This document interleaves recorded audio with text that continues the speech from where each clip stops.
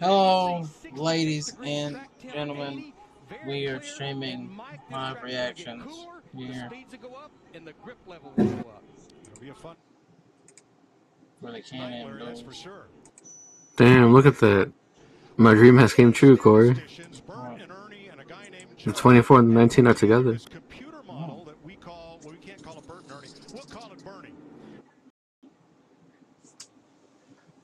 Bernie, whose prediction, if all agree.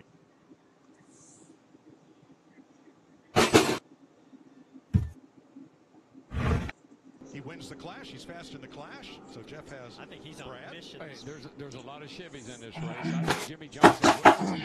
Keep an eye on that 48. Is this stream buffering for you? No. That's because you're streaming. That's. It is, isn't it? Since this is the picture, I'm just gonna put my bit rate to like 200, or not even like 50 bit rate.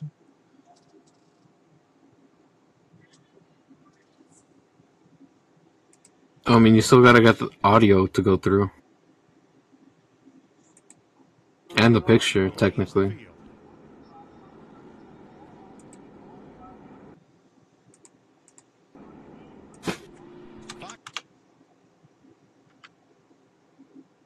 Visor cam returns, and it's where here is Daniel Suarez driving the only Toyota in dual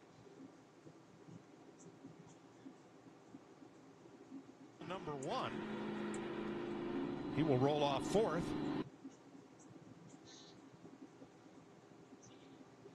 And Kurt. Yeah. I'm really anxious to see what happens here on the front row. We've got Alex Bowman, Jimmy Johnson. Alex Bowman's chosen the outside line. Now, typically when we've seen that, we've seen where that's teammates going to get together and try to line up. As you see, Jimmy Johnson and William Byron Where they at for on you? that inside lane.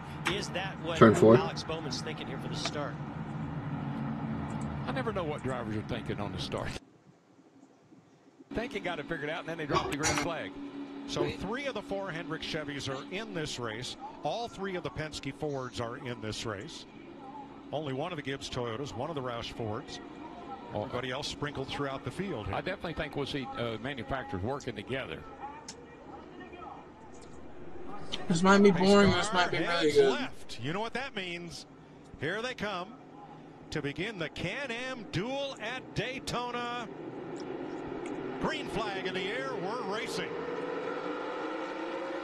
There's only one Toyota in this field. Are they? Yeah. It's only Suarez. Bowman waving the field by him. He put his hand out the window. I'm not so sure he isn't just going to go to the back here. Fox Sports is not going to take it down. Going to the back, get run over trying to get back there. Yeah, this is risky in itself. We're not even What? showing it. You can always No matter change what the title. happens Fox tonight, Sports is taking the Bowman stream down. starts on the pole for the Daytona 500 unless he were to have We're not to even go showing to a backup anything. car. Yeah, Just there not was doing only one if something should happen tonight, and that's if he would direct that car. And I think what he's doing, he's going to take care of that car and not get it in harm's way. Whoa, Bowman playing a pussy move. You know as well as I know, DW, and Mike. Dale Jr. wouldn't do that. Even though it's at night, it's Shut still up. incredibly important to learn something from this race to prepare. Dale Jr. yourself also for doesn't have a the race 500 car. By being in the middle of a big Come track. on, Jeffrey. Oh, And damn. he does. He and Blaney draft past Daniel Suarez. You better knock the shit out of Daniel. You know what I love about race here at night? Watch the sparks. The sparks are going to fly. Some of them are going to come out from the car. Look at all those. And some others might come from making contact with each other. I mean, we saw in the clash how strong that these Penske Fords were working together. We don't see Brad Keselowski up there yet, but he's coming. When he gets connected, Dude, that with 24 those is. other two teammates Oh of my his up god. front, It's a watch beautiful out. Here car. he goes, up the middle, through the Oh, line. damn, Suarez. And goodbye, Daniel. Yeah, this is going to take. He's Daniel everywhere. Pretty far back. Oh no, McMurray, the weapon. Anyway, Jamie Mack Stop, on the he's outside. not a weapon. And now Jimmy Oh Johnson yeah, drops look at to him the bouncing bottom. everywhere. But Logano leads lap 2. Suarez is waiting for another Toyota. I don't think it's Sunday. going to show. Sunday night. That was just wrong. Oh, not tonight.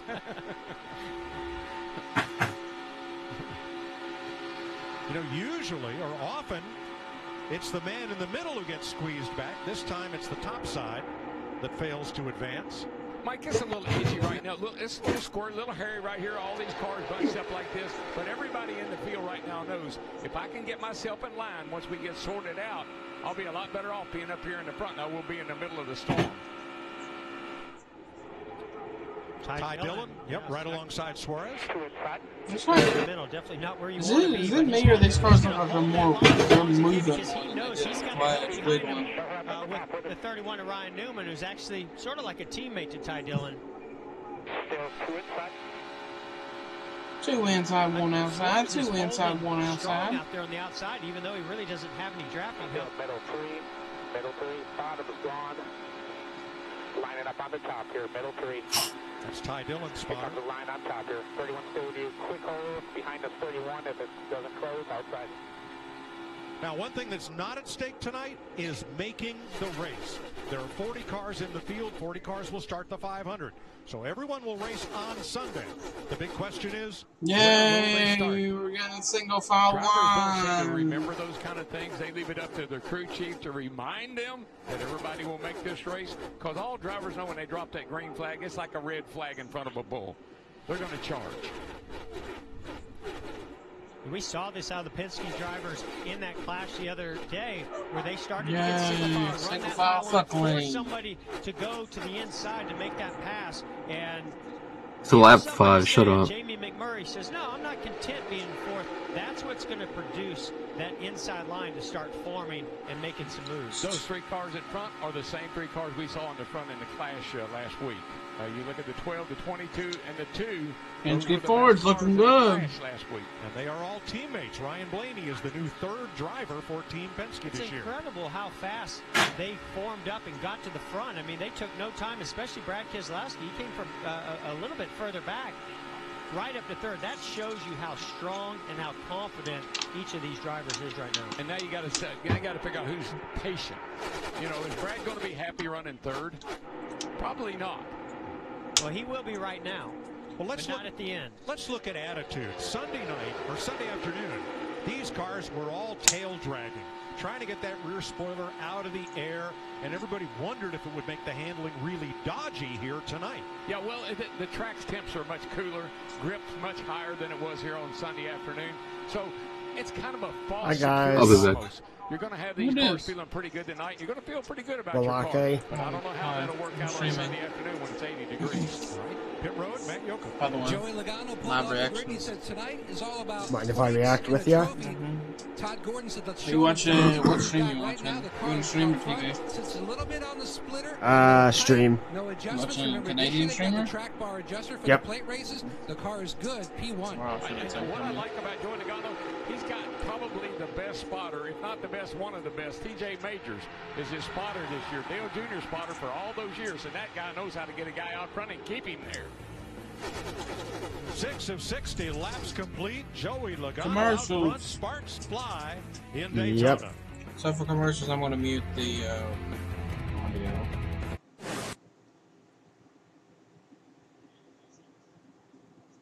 So they're not going to hear you or Louise anymore for commercials. Yeah. Mhm.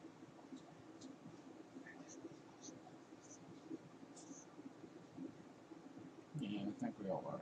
Only reason I'm muting this is because I might get shit because of copyrighted music and shit. Well, I don't care about copyrighted music, anymore, but I don't want my channel to get taken down because of my commercial. Oh wait, never mind. I just cut the stream audio off. I'm an idiot. Hello, we're back. They're back. Welcome back. The race hasn't really been going too long, has it? No. Gotcha. It is just started. Pretty much, yeah, it just started. I don't think anything. Okay. They got a single file lineup on the top, though, so. Yeah. I mean, there's not really much of a point to, like, push it 4 wide or anything like that, because they still have a lot of racing left. Is it official that BK Racing is, like, not winning the 500 now? I don't know. They're filing for Chapter 11 bankruptcy. I know that. Yeah, I read about that earlier today.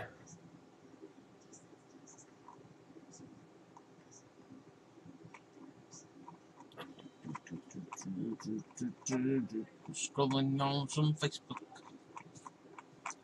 I can do that since I'm streaming with just a picture. Yeah.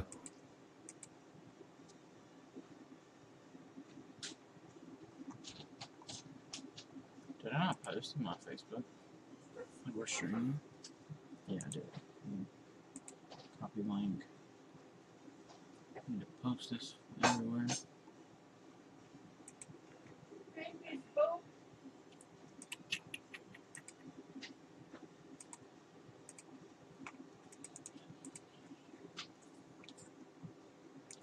hate when you paste get your own link from Facebook and then it does that gay stuff.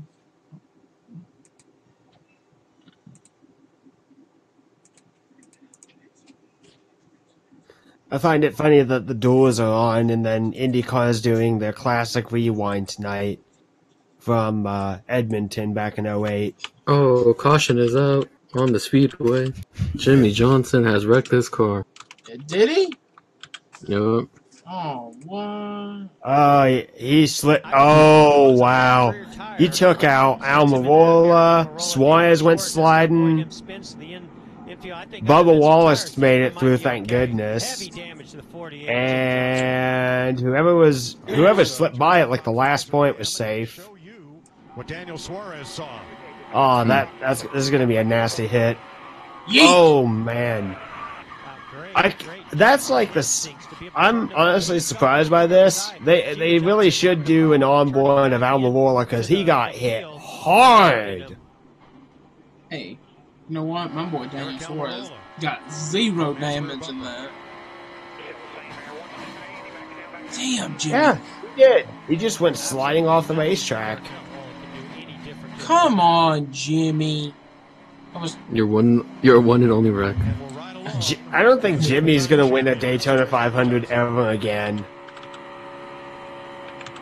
Be content with 2 and leave it at that. He hit that. Oh my gosh. Like, look at how that hood disintegrates. It's nasty. I mean, I know that they're mainly made out of carbon fiber now, but it's like, that looked like it went through a paper shredder. Bam! Right into Almirola. I'll post your links later. Here's Jimmy Johnson's radio. Dang.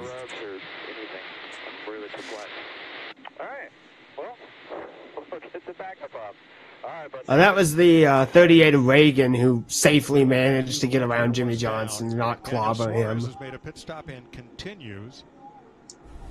Jimmy Johnson and Eric Almirola will not. All I gotta do is just put a new front end on Jimmy's car and don't bring the backup out. I think they also tore up like pumps and shit like that. Maybe there is something rubbing. Maybe there is something they can Wow. that caused that tire to go down. They get that fixed before Sunday. Tire down. Taking the long ride back to the Some Chevrolets. This puts us under caution. I don't think the tire went down. I think his car just went squirrely. That's what they said tire went down. I'm trying to mute the broadcast again. Out of curiosity, like, did they change stuff with the car this year? Like, with the aero package and so? Because they seem more... Yeah. The back end They almost on the ground. They seem a lot more wiggly and, like, uncontrollable this season. The back ends are pretty much just laying on the ground. Well, they eliminated the ride height rule, right? Yeah. So them rear spoilers are just tucked way under, so that's why they're flying down the straightaways this year. Talladega this year is going to be dank because they're going to be balling down the back straightaway. So here's my question. So I guess what they're trying to do is, like, if you have a tighter seal between the edge of your race car in the nose, the sides, and the back to the racetrack, you're going to have more downforce, right? Yep. The problem is you run the risk of not balancing out, bottoming out the car. Is that kind of what's happening? Like, there really should be a little bit more distance between the car and the ground in order to keep it more stable, or what? Some of them, yeah. They said Jimmy had a flat, so. Seems strange that it would just blow out right there. Like, I think he had a tire rub, probably. yeah. Ah, back on. Though I think it'll only be for like 2 minutes because they'll probably go back to commercial. Working caution for Jimmy Johnson. Instantly. Hey, we're back. And we're going back to commercial. You're not missing anything, folks. It's just they're just showing the replay again. I will say this, I do like how so many of the teams are now using the helmet cam. Like, that's slick. As my cat goes down a hole in my floor. I'm like an idiot. Did you say that your cat is making a hole in the floor? No. So I have a hole in my floor. And my cat... Oh. And, like, my other cats want to go down it, but they're too big. And I have this one little cat that she just sucks her fat in and just slides down this hole. It's kind of awful. Does the hole actually go anywhere, or is it just like a hole in the ground and Yeah, it's just like... It's in the floor. It just basically goes straight to the ground. Mm. So they go outside through there, and then they do their little business. That's kind of interesting and weird. Hello, everybody watching. 3 people. I'm glad you're enjoying this. Thank you. I'm just glad to be part of a reactionary video. Hey, post your links in the Discord, and I'll post them in my description, so you can get people subscribing to your channel. This goes well. I'll do this all season. I mean, I'll just get the race logo and do it like this. That's not a bad deal. I don't think I'd be able to make it out to every event, but sure. Corey could do them by himself. I ain't doing it by That's myself. true. From my, I can let her rip tater chip. Playing Fortnite tonight? Are we retiring from Fortnite? Professional. Yo, Corey, send me the link to the Discord or TS or whatever. Hey! Maybe. No. Cleanup down in turn 1 and 2. Message Salty Spatoon 8809. Get to Discord. This is a private Discord, man. I would give it to you, but this is somebody else's. Jimmy Johnson collected him after losing a left rear tire. I forgot that I had made a trailer for my YouTube channel. I forgot I had a YouTube channel. Hey, you want me to get your link, Lewis? Or no? Yeah, put my Twitter, my Instagram, my Facebook, my Yelp, my Musically. Well, I want to see your Yelp. Hold up here. I'll study my stuff. More like a normal race car would. That thing was really skewed bad for. If you'd like to play Fortnite with us tonight, you can message me. What do you say we dial up our... Hell no, I'm not gonna play Fortnite today. Why? Hey, Kurt Busch, this is Jeff Upnett. Oh, why? What you gonna do? I'm busy. You gonna sim race tonight? Yeah. iRacing, boy. Hell yeah. Knew what to expect in this race. You're probably talking with some of your fellow drivers, but now that you've made some laps, Let her rap tater chap. What's it feel like? There still seems to be a general consensus of rear instability. Like these cars, they're hard to bump draft, and the cars are moving around a lot. And then it's big on the transitions from the flat to the banking and then back again. There. So still a lot of uneasiness, and we got to get more stability in these cars. It's been tough, though. No practice. Should I send you my LinkedIn too? You have a LinkedIn? Yeah. I have a LinkedIn too. I set up a LinkedIn like 2 years ago. Oh, but you don't work. Shut up. I'm gonna make you suck my LinkedIn. So does Chris Buescher, Ty Dillon. You're riding with Kurt down pit road. Jamie McMurray back. God, those neon signs for the pit road boxes are blinding bright.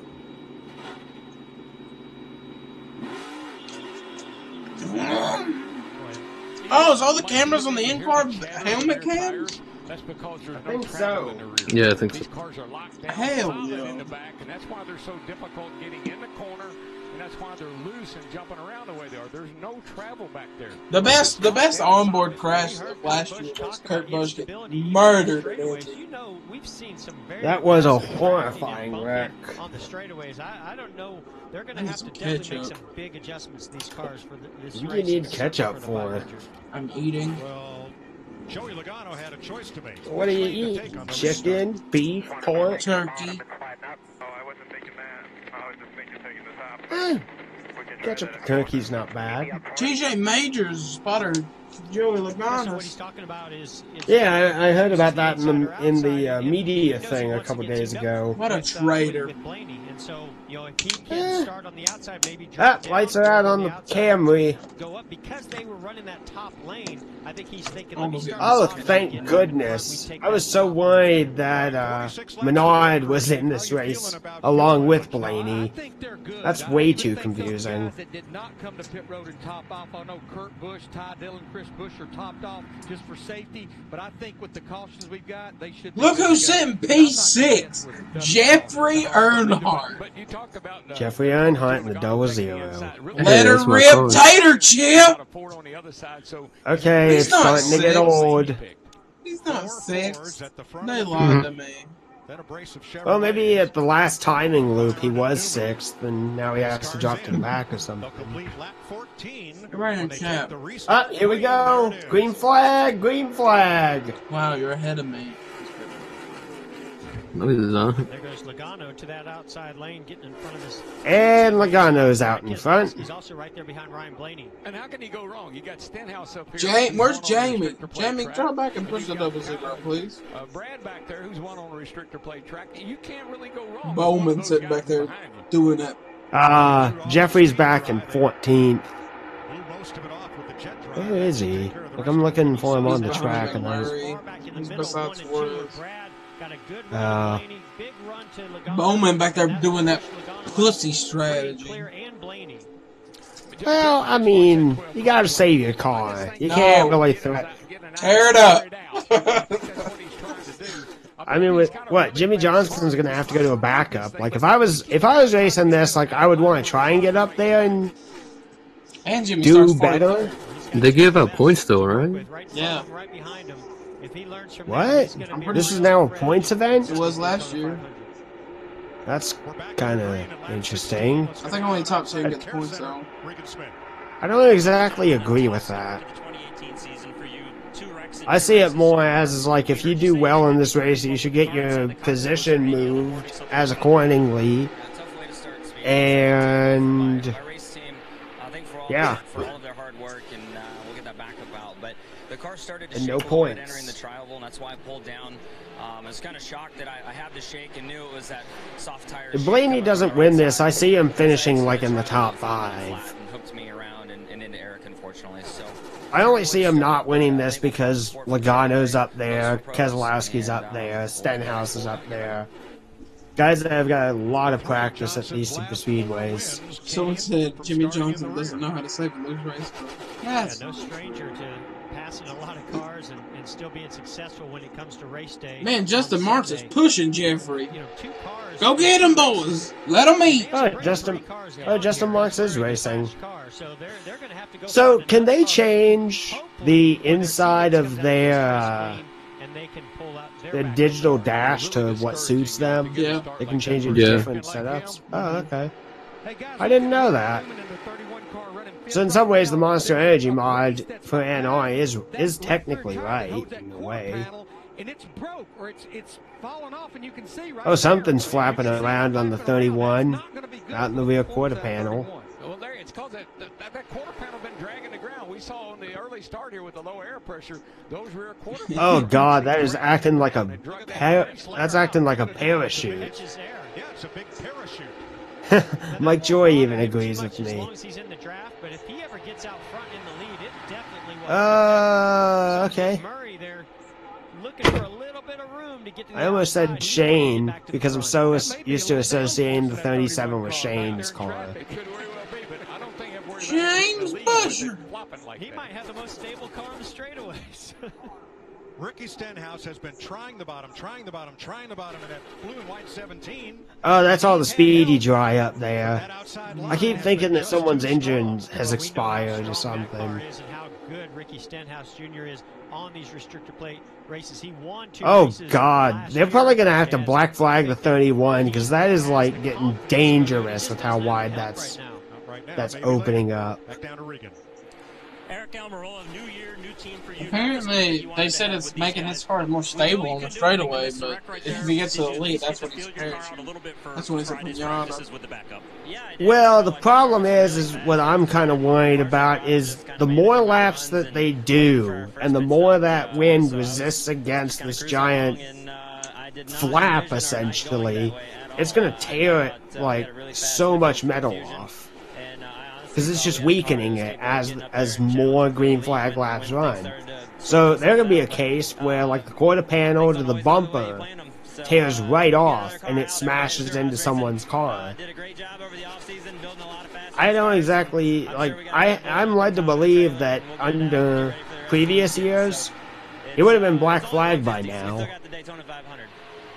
Almirola replaced Danica Patrick in the number 10 for this season. Patrick has a one-off ride and will be in duel. I'm ahead of y'all, like, I'm half a lap ahead of y'all. Yeah, we're watching on a stream, that's why you're half a lap ahead. You got the 31 car and the 43 car of Bubba Wallace hanging right in there. Vince? I'm sorry, I didn't mean to be ahead. No, not you, not you. Oh. Somebody in the chat said they were half a lap ahead of us. Ah. God, that is so bent up. Adjustment on that first pit stop. Bubba said the car was pretty good, but he didn't like the way it was handling in turn 3. Drew Blickensderfer for the crew chief said, let's make this adjustment. Go, Bubba, go. But it's a steep learning curve for all the Chevrolet teams. They have a brand new body this year. The Camaro. Are there only 40 cars entered? Because, like, what I'm wondering about is, like, this duel is pretty much unimportant, isn't it? It doesn't matter. That's sad. There's no, like, underdog story of this guy racing up and getting in. That's sad. 88 guys looked it over. No harm, no foul. Now he's just about 5 seconds back in the second pack, just riding to keep that car safe for next summer. That's fine. He's living up to his nickname of Bowman the Showman. The way he got that nickname, it was our producer Barry Landis that hung it on, because he's just such a nice, unassuming young man. He's not a showboat like, well, pick your driver, okay? You know, guys, I talked to Alex Bowman yesterday on our special edition of the Man, they're talking shit about Kyle Busch. We came here to sit on the pole. No, he's talking shit about Junior. This did not surprise me.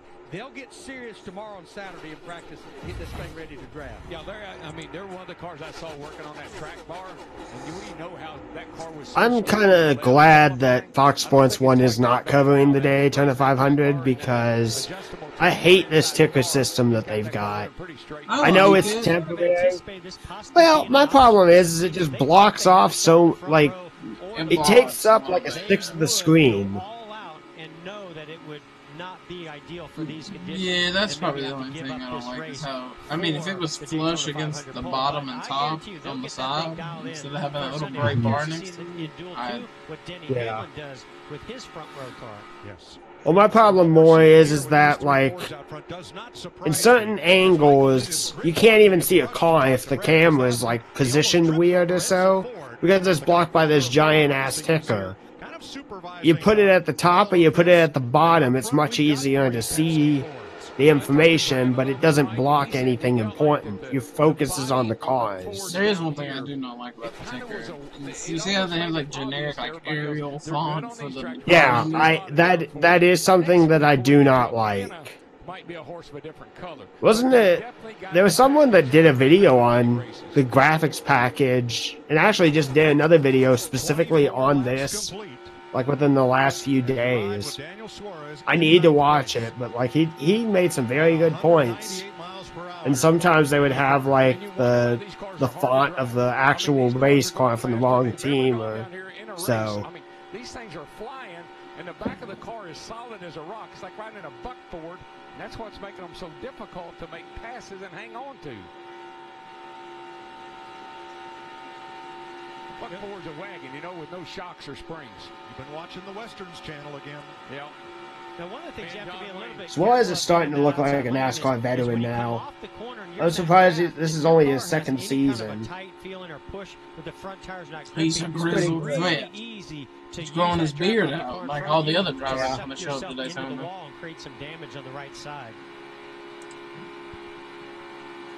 I'd like to see as many drivers that can and do like grow a beard when they come to Daytona and like run that the entire weekend, even for the 500. Jimmy comes in with the beard. Junior, I know he's not racing anymore, but hypothetically, Junior, Kenseth, everyone. If you can grow a beard, you wear the beard. The Beard Toner 500. It's loose on the straightaway. Jamie?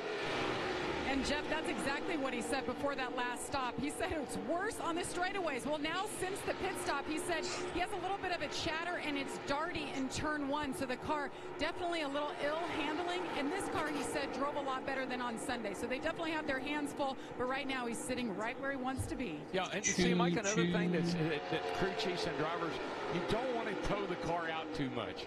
If you give it a little tow, it'll drive a lot better. But it slows it down. So that's what we're working on tonight. Where can we be on that edge but not be too loose? Paul Wolf, former racer in the NASCAR Busch North Series, and a good one. The crew chief that made the call, 2 tires in the clash, that gave Brad Keselowski the track position that got Brad to victory lane. So many of these crew chiefs are past drivers, and that experience behind the wheel, understand Paul what a driver tells them what the Wolf, car is doing, good Busch North driver.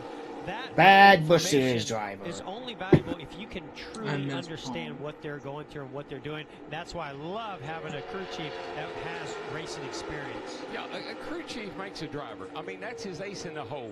What that crew chief can give him, give me a fast car, let me use my skills, and we can win races. Ty Dillon, 8th place right now, 5th in that group of 5 Chevrolets in a row. Regan? I think, yeah.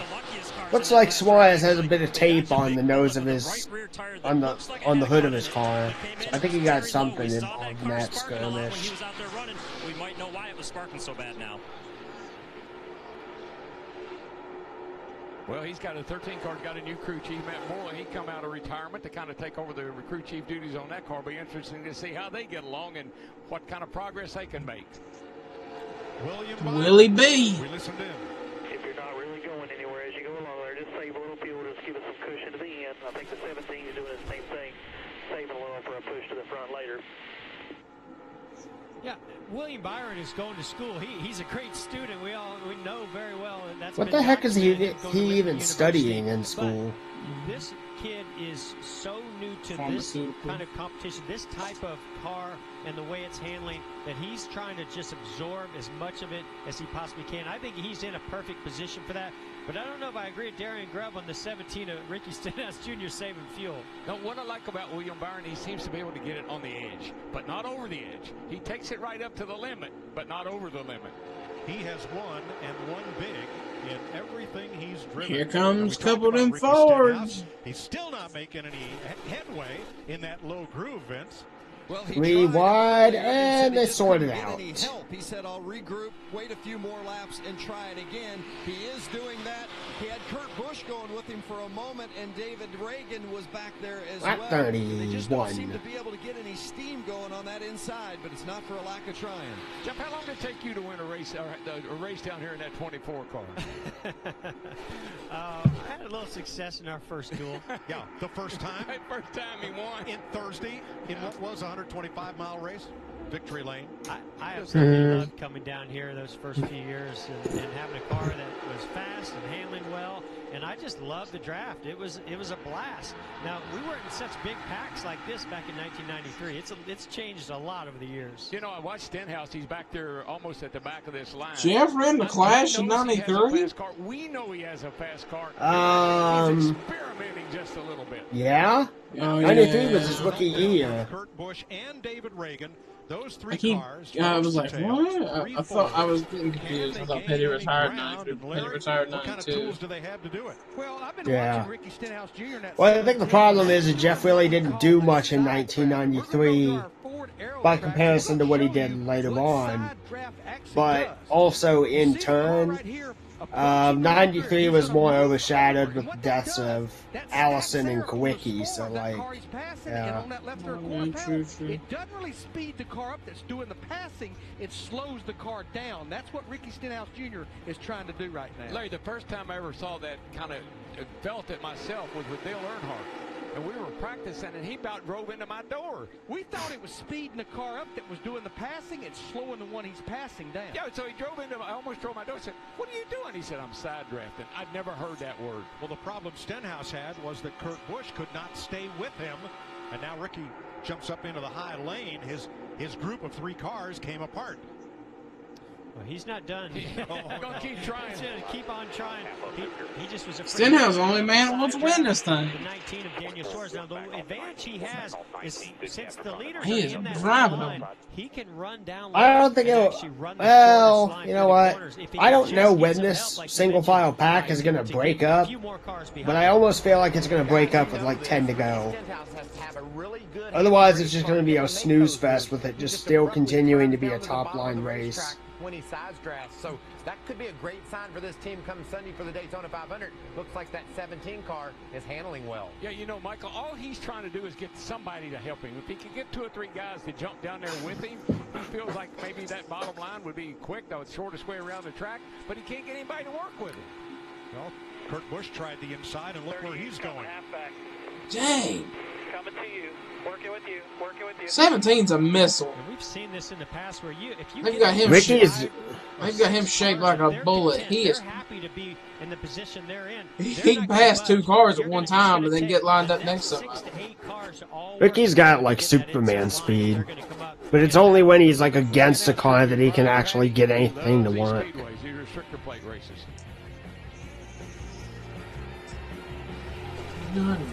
And commercial. Oh, you see what he's eating, Blake? Potato chips. Alright, we got a commercial. Ladies and gentlemen, if you want to ask any questions, you can. We'll be here all night. I wonder what this pinties even tastes like, because it seems interesting. Pinties, you mean? The pinties? What do you say? Pinties. Alright, I'm looking for me a pint, you feel? Sorry. Ow, I just elbowed my ear. If I fall asleep, don't let me snore on stream.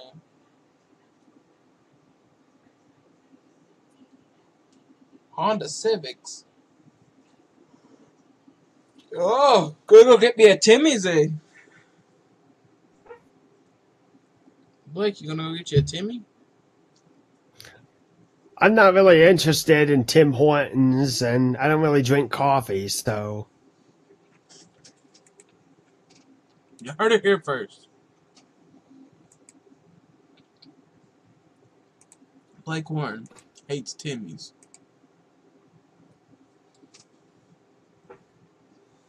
Plus, I really can't think of many, if any, Tim Hortons in Ohio, so... I'm not really interested in Tim Hortons, and I don't really drink coffee, so... You heard it here first. Blake Warren hates Timmy's.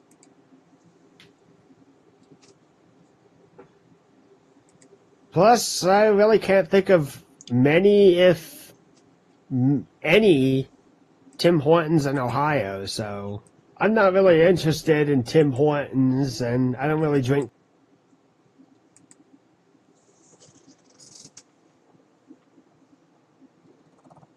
I'm on the shit.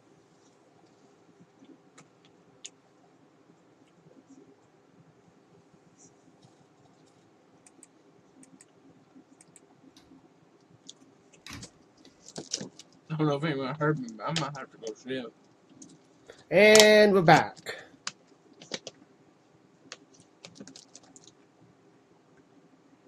Led all but one lap, one caution flag. Jimmy Johnson lost a left rear tire on lap 9, collected Eric Almirola. Ruby! Oh, no. The rookie. Hold her down. Go shit. No damage. He's got his splitter bent up a little bit, but it's not terrible. Yeah, that's exactly what I saw. Byron was already, the back of the car was definitely unstable. There's also something like protruding. You know, the damage. I think the right side is banged up pretty good. And there's some scrapes to it. Moving around quite a bit with the back of the car going down the straightaways. That was kind of abrupt. It just sucked that car around. Let's see here. Watch this, Mike. All right, watch Stenhouse on your right. The blue car back here behind the 20. Into the tri-oval. He gets right up to that rear bumper and then goes to side draft that left rear. Well, I mean, look how close he is. And it just, basically, that just packs air like Larry was talking earlier, but instead of pulling him back, it actually... I think he, so gently tapped the wall. But nothing that looks like anything akin to what Jimmy took. He gave her a little kiss. Alright, ladies and gentlemen, who is watching the stream, Blake and Louise are going to take over. I go poop. And he did get the nose, and there's a lot of... There's a lot of pieces that connect to the radiator in that nose that could have been damaged that we can't see from here. They're tied out back. 24 minutes, 17 popping on one. Stand behind you, stand behind you, stand behind you. Stay up top. Caution top. Stay up there. Inside. Now let's ride with Kurt Busch. Peeks to the inside. Got loose and just gently hit the 17. Wow. What a shot. That was incredible. Wow. Good job, guys. And there are many possible culprits. Aerodynamics, skew, side drafting. There are a lot of reasons. One thing there did not seem to be, though, was contact. No, I don't think there was any contact, but we talked about some of these teams going all out for qualifying. And remember, William Byron qualified 5th. So they definitely have a setup that was built for speed. And you know, he's right in there trying to learn all that he can, but I could tell he had his hands full. We saw it in practice a little bit, and we certainly have been seeing it in this race so far. Yeah, and being a rookie really didn't have anything to do with that. That's just aerodynamics, and there's nothing you can do to predict that. Pit road will be open this time. Never mind, I'm back for some Timmys. Larry, what would you do? Yeah, I think, you know, most everybody was right there on the threshold. My water bottle's on the end. We may see guys back in the back half of the field, but I just can't imagine the leaders are going to come. I just think track positions kind of wicked nasty with less than 20 laps to go. Nothing. Looks like we're going to have some takers. One car, about 7 cars. 7 cars stayed out. Everybody else to pit never road. mind. Led by Bubba Wallace.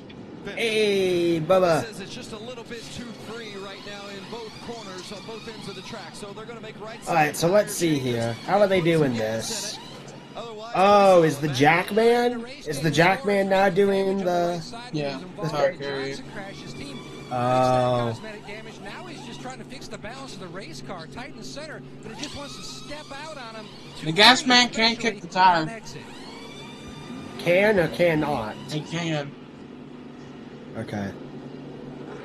It'll be kind of interesting to see what happens. That's heavy though. Like, hopefully that doesn't break anyone's feet or ankles. Be interesting to see where he ends up. You know, when they get going again. That would hurt.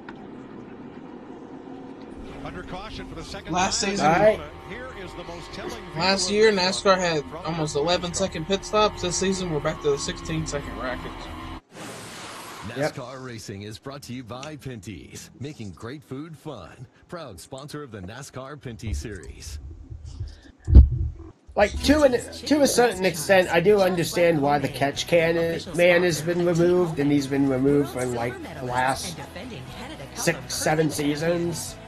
But it still feels weird, like, why there is a removal of a tire carrier, though. Like, a true blue tire carrier. I know why, it's for cost-cutting measures, but I think you could have figured out how to save money besides doing that.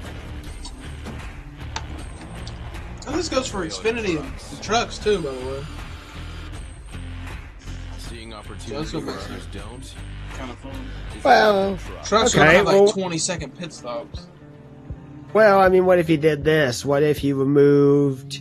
What if you did it for, like, Xfinity and Truck, but kept the additional guy for Cup? With Roam Better, you can roam. I mean, that would help, like, the lower tier teams and lower tier series save money. But in the Cup division, it's like, you gotta, like, you gotta have, like, everything there. So, that's, I don't know. I know Joe Gibbs has all rear tire carriers, and the rest of them, most of them have all front tire carriers. Try the Angry King or Bacon King now, only at Burger King.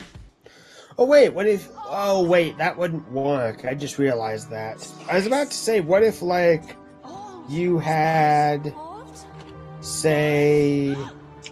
Okay, one guy on the left side of the car, one guy on the right side of the car, and you change the tires that way. But the problem is you can only have a jack on one side of the car. There's no universal jack lift or hydraulic jack lift like they do in IndyCar or IMSA. So once the tire changer would take it off, like, you have no way to take the tire. Once you take the lugs off, you have no way to remove the tire because it's pinned under the body weight of the rest of the car because of the jack. Vote now at tsn.ca/Advil for the athlete you think should move on. And have a chance at the $25,000 grand prize. Brought to you by Advil 12 Hour. Up to 12 hours of pain relief in just one pill. Advil and Go. Trade Center on TSN. They will take the restart green with 18 to go in the first of 2 races tonight on FS1. This race will set the inside lane for the 500 starting grid. Logano and Blaney in Fords, Newman Chevrolet and McMurray, both in Chevys. Keselowski's Ford are the front 5 as the pace car heads for the pits.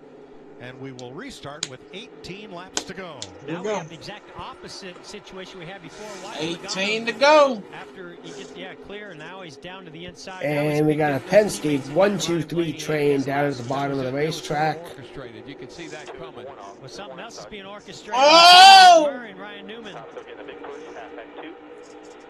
Come on, Jamie. You're gonna kill somebody. 3 Chevys. I mean, once you win the Daytona 500 once, like, is there really anything left to do? Trevor Bayne has a Daytona 500 win, and look at where he is. Look at little Jamie, baby! Ooh, stick it down there, Blaney. Get it to bite. I think that yellow car now. Oh, for a minute I thought Chris Buescher was Bubba. Murray has anything to say about it in his number 1. That Chevy trying to spoil the Ford parade.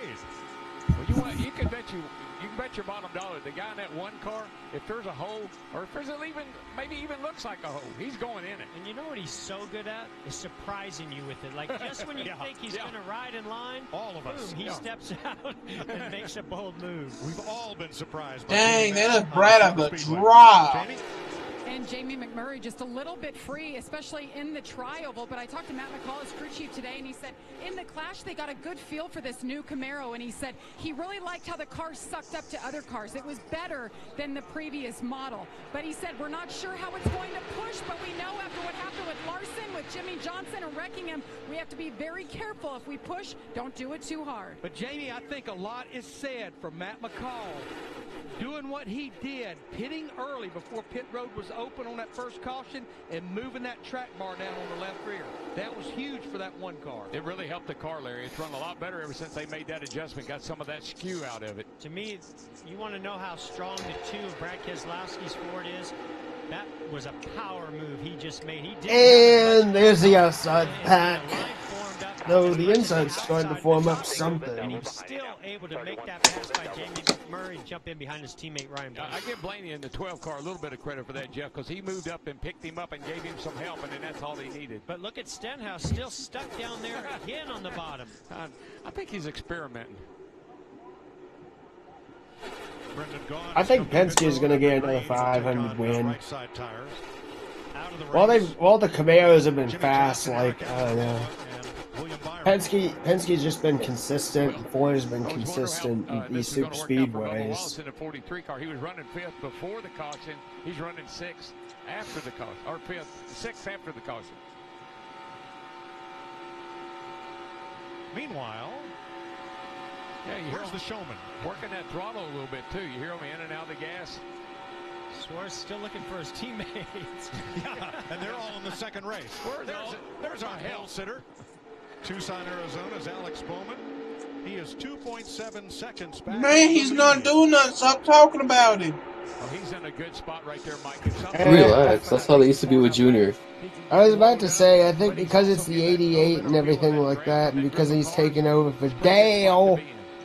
Dale would be up there winning. There were years when Junior was shit at Daytona. What you wanted to have for a start today.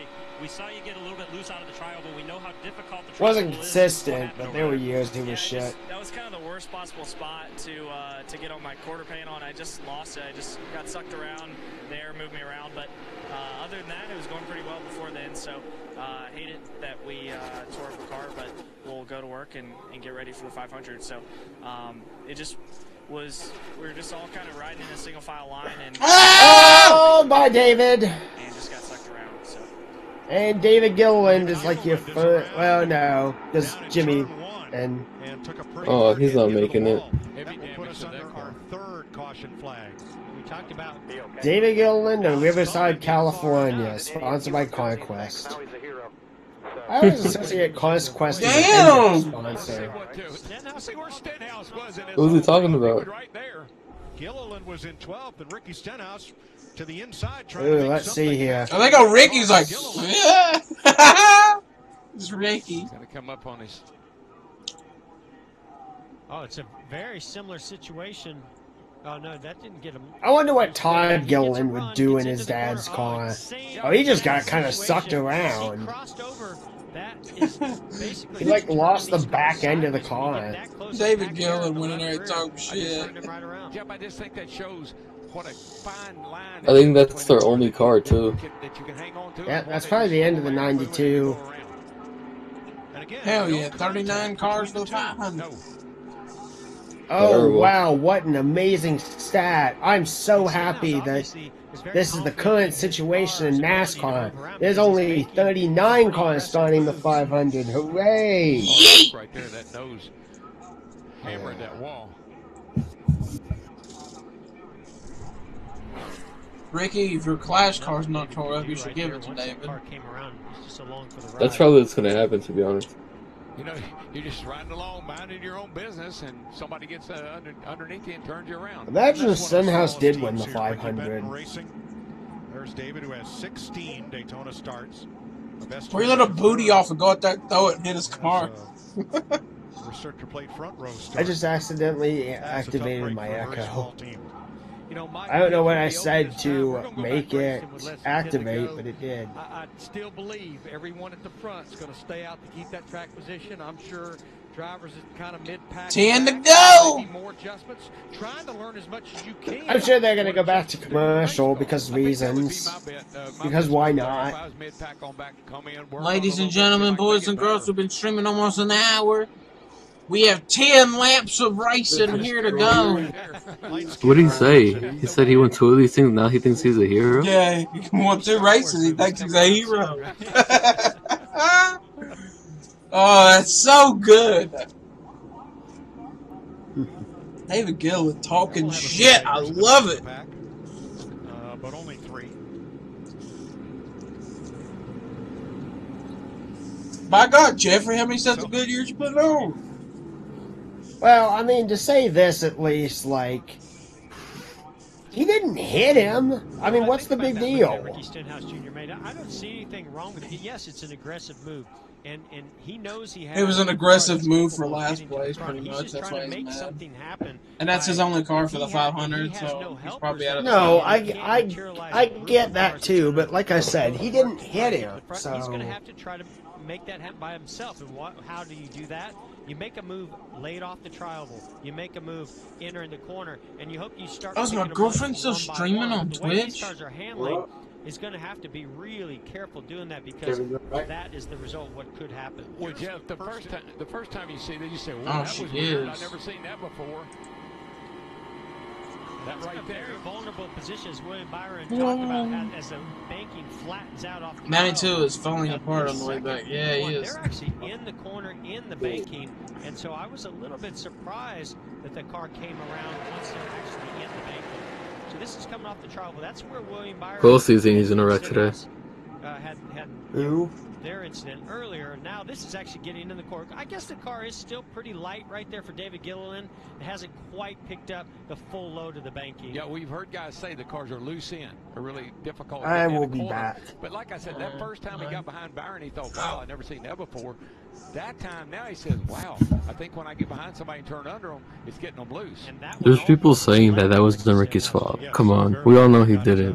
Got into it there. He didn't wreck him. He just got up on that quarter panel and got him loose. Okay, wrecking. Okay, wrecking. How do you depends how you define wrecking, I guess. But he took the air off of the 92, so he knows what he's doing. He put all the air on the 92's quarter panel in the corner, and all that shot over the spoiler got him loose, and he killed himself. People lined up for this one ride, and they all march up to the front of the line and get right in front of the people in line. The first to whom was Ryan Blaney, and Boyer's he's just trying to hide. He goes, "Oh no!" And Blaney sticks out his hand and goes, "Hey, Clint Boyer, big fan." Oh, he likes to have fun and have a good time, and man, he's enjoying the life that he's living right now as a race car driver in the Cup Series. He gets it. He really he connects with the fans. He's got a great personality. He's driving for Roger Penske. He's a member of that team. He gets it. Well, let's see how Bernie, our computer predictor, is doing. Here's Bernie coming into the race. This was Bernie's top 5. He's doing pretty well. Yeah, well, his top 2 are in the top 3. And his number 1 figures high in tonight's Ford Performance Track Facts. Dale Jarrett, only driver to win the Clash and the Daytona 500 in the same year twice, 1996 and 2000, for Robert Yates Racing. And Brad Keselowski trying to equal that feat this week. Mike, I've been down here a few times when I just knew if I had the car that could win this race if I didn't beat myself. Well, those years where Dale Jarrett in that 88 car, Todd Parrott, they would come down here and they absolutely would dominate everything. They were so fast. Horsepower. Just great. Just Robert Yates, Doug, that whole crowd. And Larry knows he worked with those guys. They focus hard on these restrictor plate tracks. Getting ready for the restart. It'll be 9 laps to go at the line. Ford front row. Logano, Blaney, Keselowski. Will they try to do the crossover and line up as a threesome? Yes, they will. And McMurray will try to do the same thing to break them up. Riding with Logano under green as he drops down to the inside. And here comes Jamie Mack.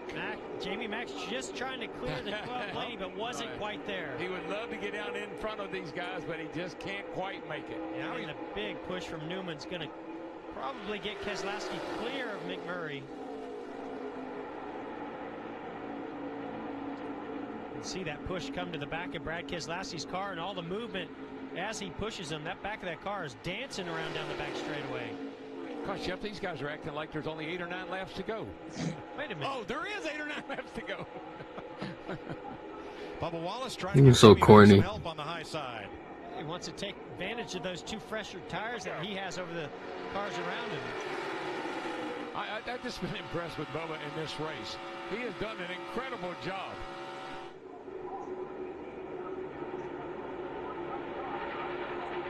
Man, that click and close Camaro is digging. Wide in the back going into turn 1.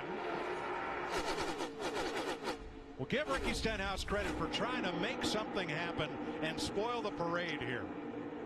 Watch that blue 17. He can go anywhere he wants to. He's top, bottom, cuts underneath people. I mean, the car obviously sticking really well. Wow, his car's sticking really well. The others around him aren't sticking Not at so all, good. especially when he's right up on the rear bumper. Not so much.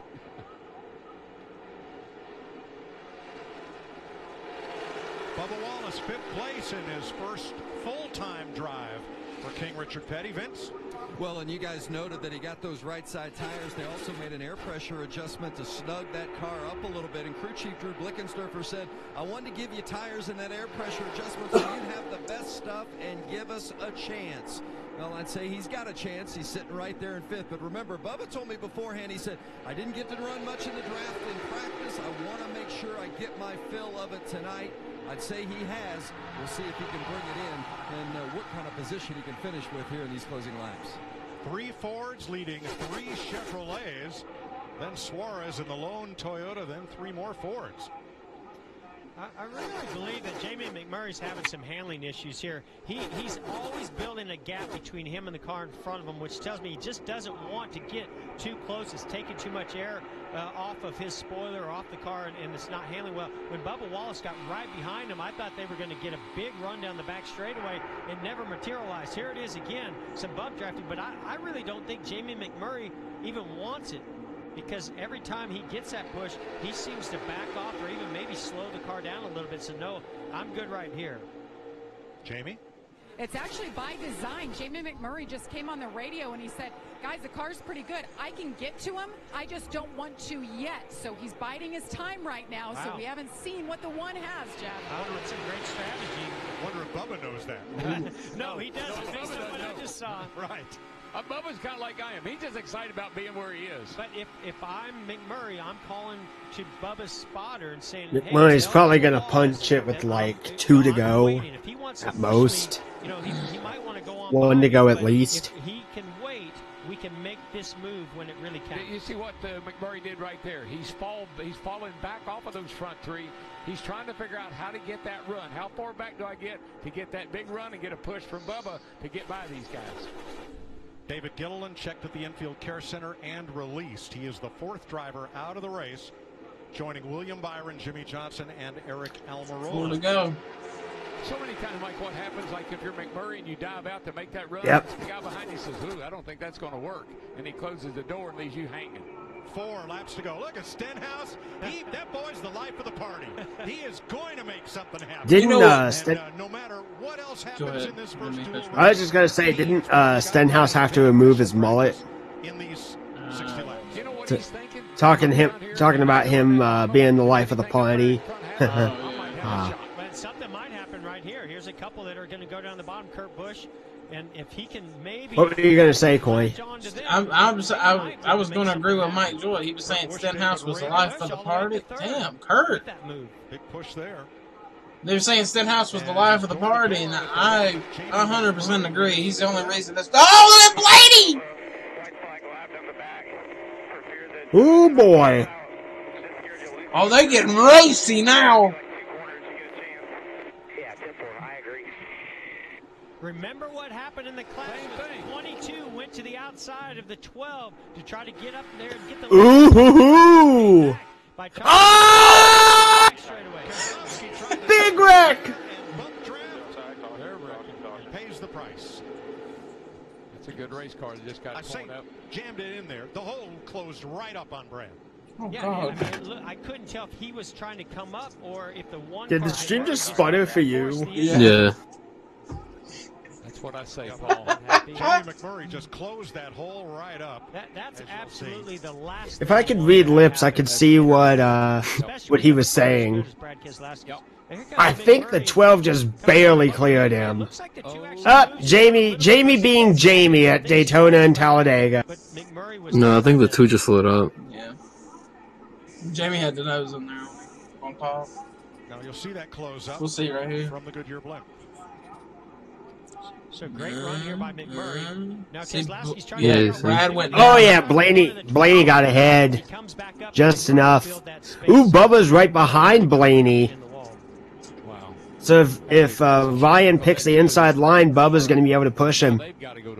Precedent for respect for Paul's laptop. With 3 to go, his teammate Logano Oh, he got loose. If you see Brad's car get loose. They hooked a little bit, and it made it even. I thought his car was gonna blow over, but now those cars are so low to the ground that they don't even want to lift. Tried to get the lead, and he pulled down the line, and nobody went with him. I think he still ended up fourth, but he doesn't want to. He doesn't want to run second. 38 to 17 behind you.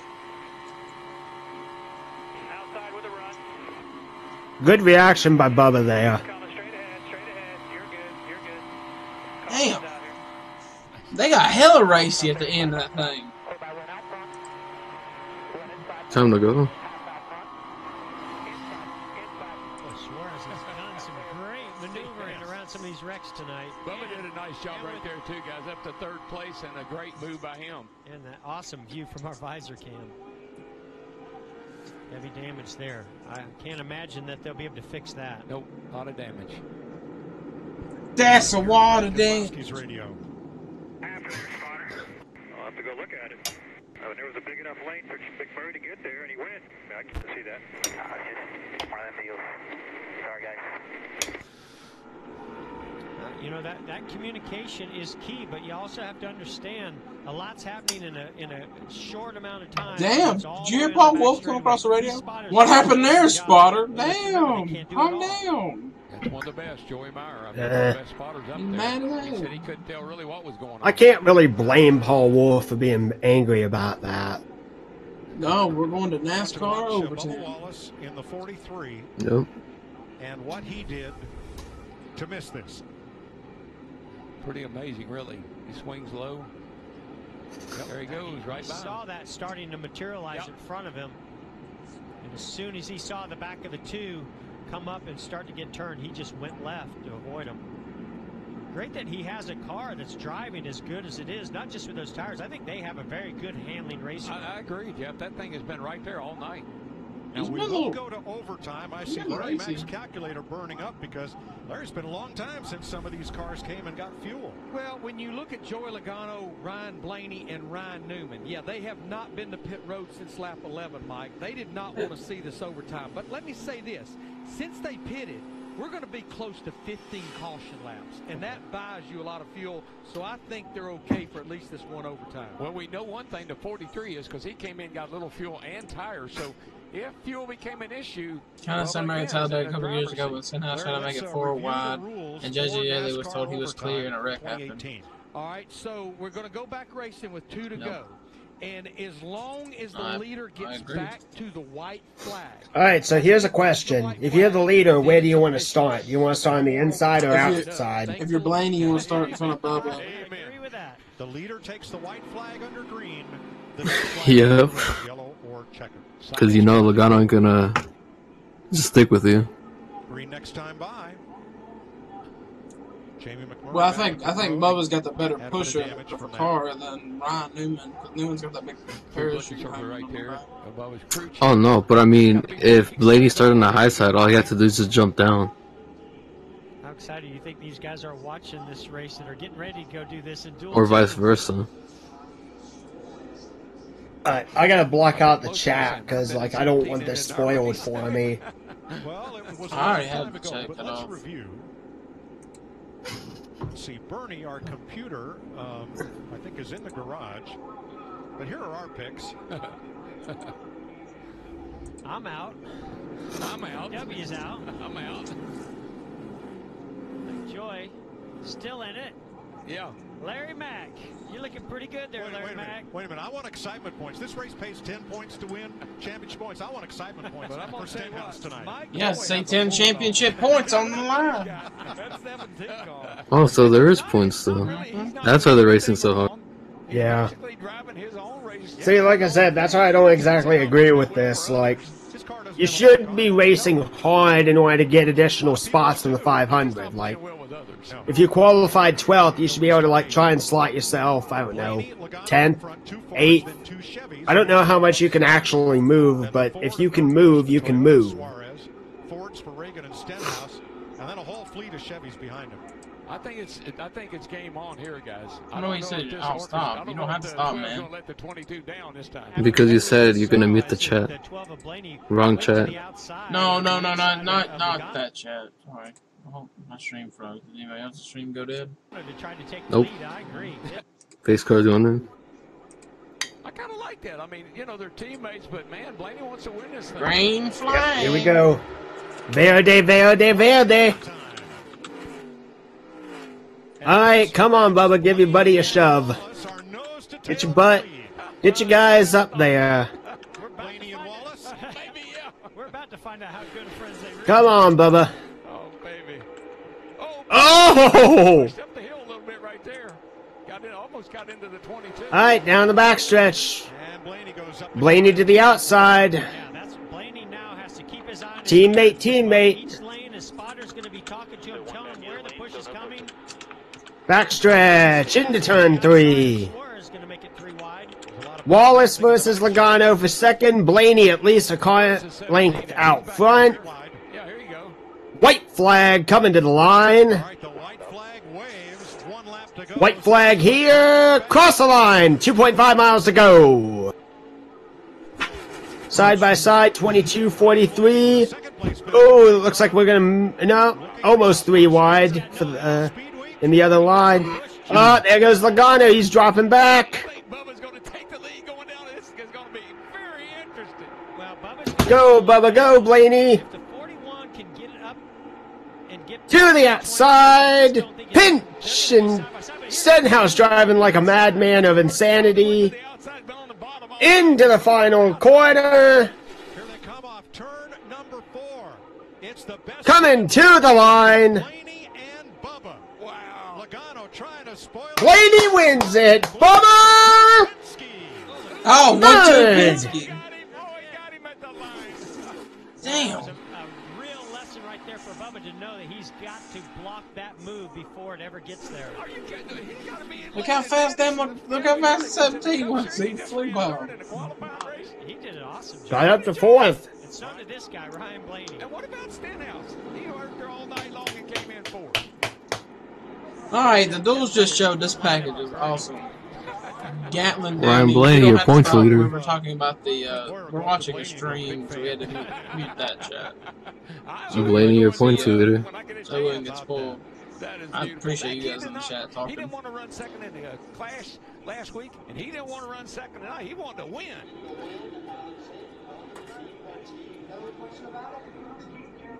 So let's take a look at tonight's clean pass presented Can't by do no Tire. burnout. Can't change that engine. And it will be the pass Nope. at the line for second place.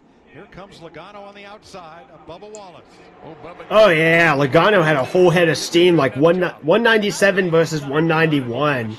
No wonder he shot by him. That was a good job, though, by the 43. Like, I think Bubba said, I'll just take whatever I get out of this one. Blaney's previous best in a duel was 3rd in 2016. There by about 5 feet, Joey Logano gets second. From Wallace with Stenhouse 4th. I don't think we're going to see burnouts because, after all, you need this car for Sunday. Top 4 guys all under 30 years old. Well, I'm going to pay more attention to Bernie in race 2 because Bernie, our computer. It's that time. Yeah, it wasn't you. We're not telling you to stop. We're just telling we had to mute that other stream. Or the other chat. yep. So we wouldn't get spoiled. Spoiler alerts.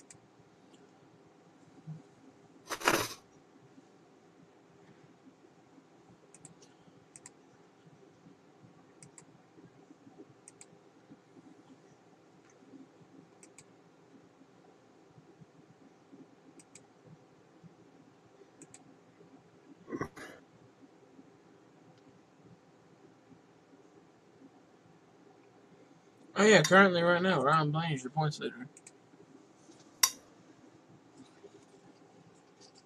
And the Monster Energy NASCAR points series, Ryan Corey, look Blaney, at this. point leader. What? Discord.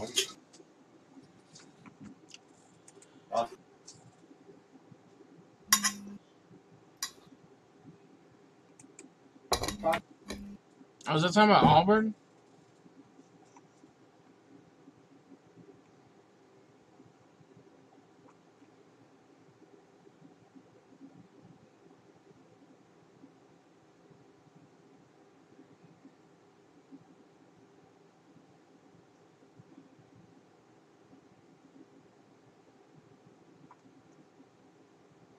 Oh, what?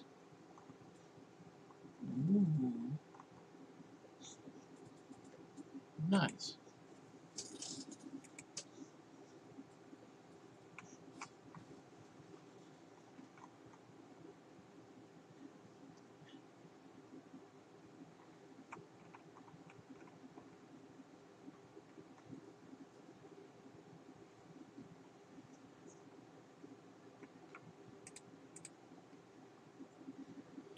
David Reagan starting 15th, Gone starting 25th, Jeffrey 27th, Justin Marks 29th.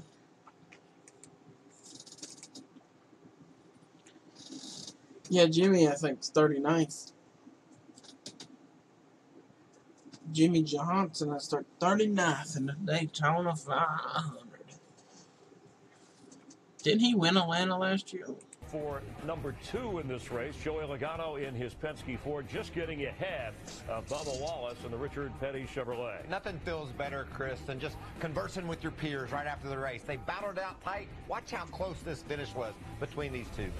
Ryan Blaney, your winner, and he crosses the finish line, and there it is. Wow, that's close, and Vince is standing by. Vince Welch with Bubba. Well, before the race, you told me you just wanted to get some good drafting experience. I'd say you got that, and you darn near won the thing. What's going through your mind there at the end? No, that was good. You know, I looked at myself. I kind of stepped back during the race. For some reason, I have that mentality now to feel how calm I was. The whole time I was pretty calm, except for that first wreck. I wasn't ready for that one. That one got my attention. But we were just biding our time there. Got to the top and rode.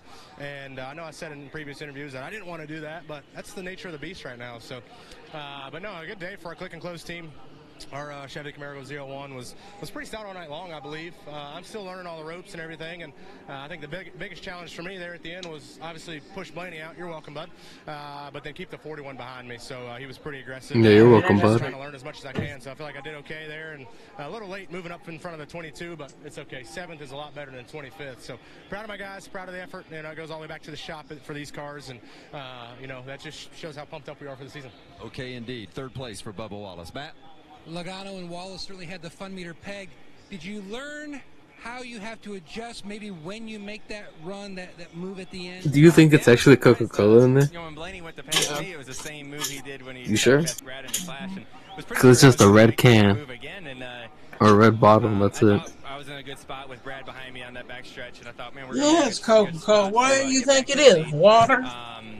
And then they wadded him up behind me. To be honest, I don't think anyone would get out the race car and be like, I want Coca-Cola. 100 feet that I didn't lead this whole race, and it gave Blaney the control to remember restart. Coke Family And Racing had the two best friends on the bottom lane there. No, they're probably like, give me my water. And, so that kind of hurt Brad me. got out like a big Miller after he won the To get clash. close enough to me, and then just got a good enough push to get back to 2nd. But I don't know, 2 seconds so far. One end of it, it's okay, and the other end, 2nd, really just sucks sometimes. But maybe I got 2 Penske cars so far, and maybe we'll win the most important one on Sunday with the Shell Penzo Ford. There you go. Let's go to Jamie with one of the BFFs. 24-year-old Ryan Blaney with a brand new team, and Team Penske gets that first victory. Everybody's talking about you and your BFF, as we say, Bubba. He said you're welcome for the push to you. How much fun was that battling? I think you guys even talked about it in the press conference this week. Yeah.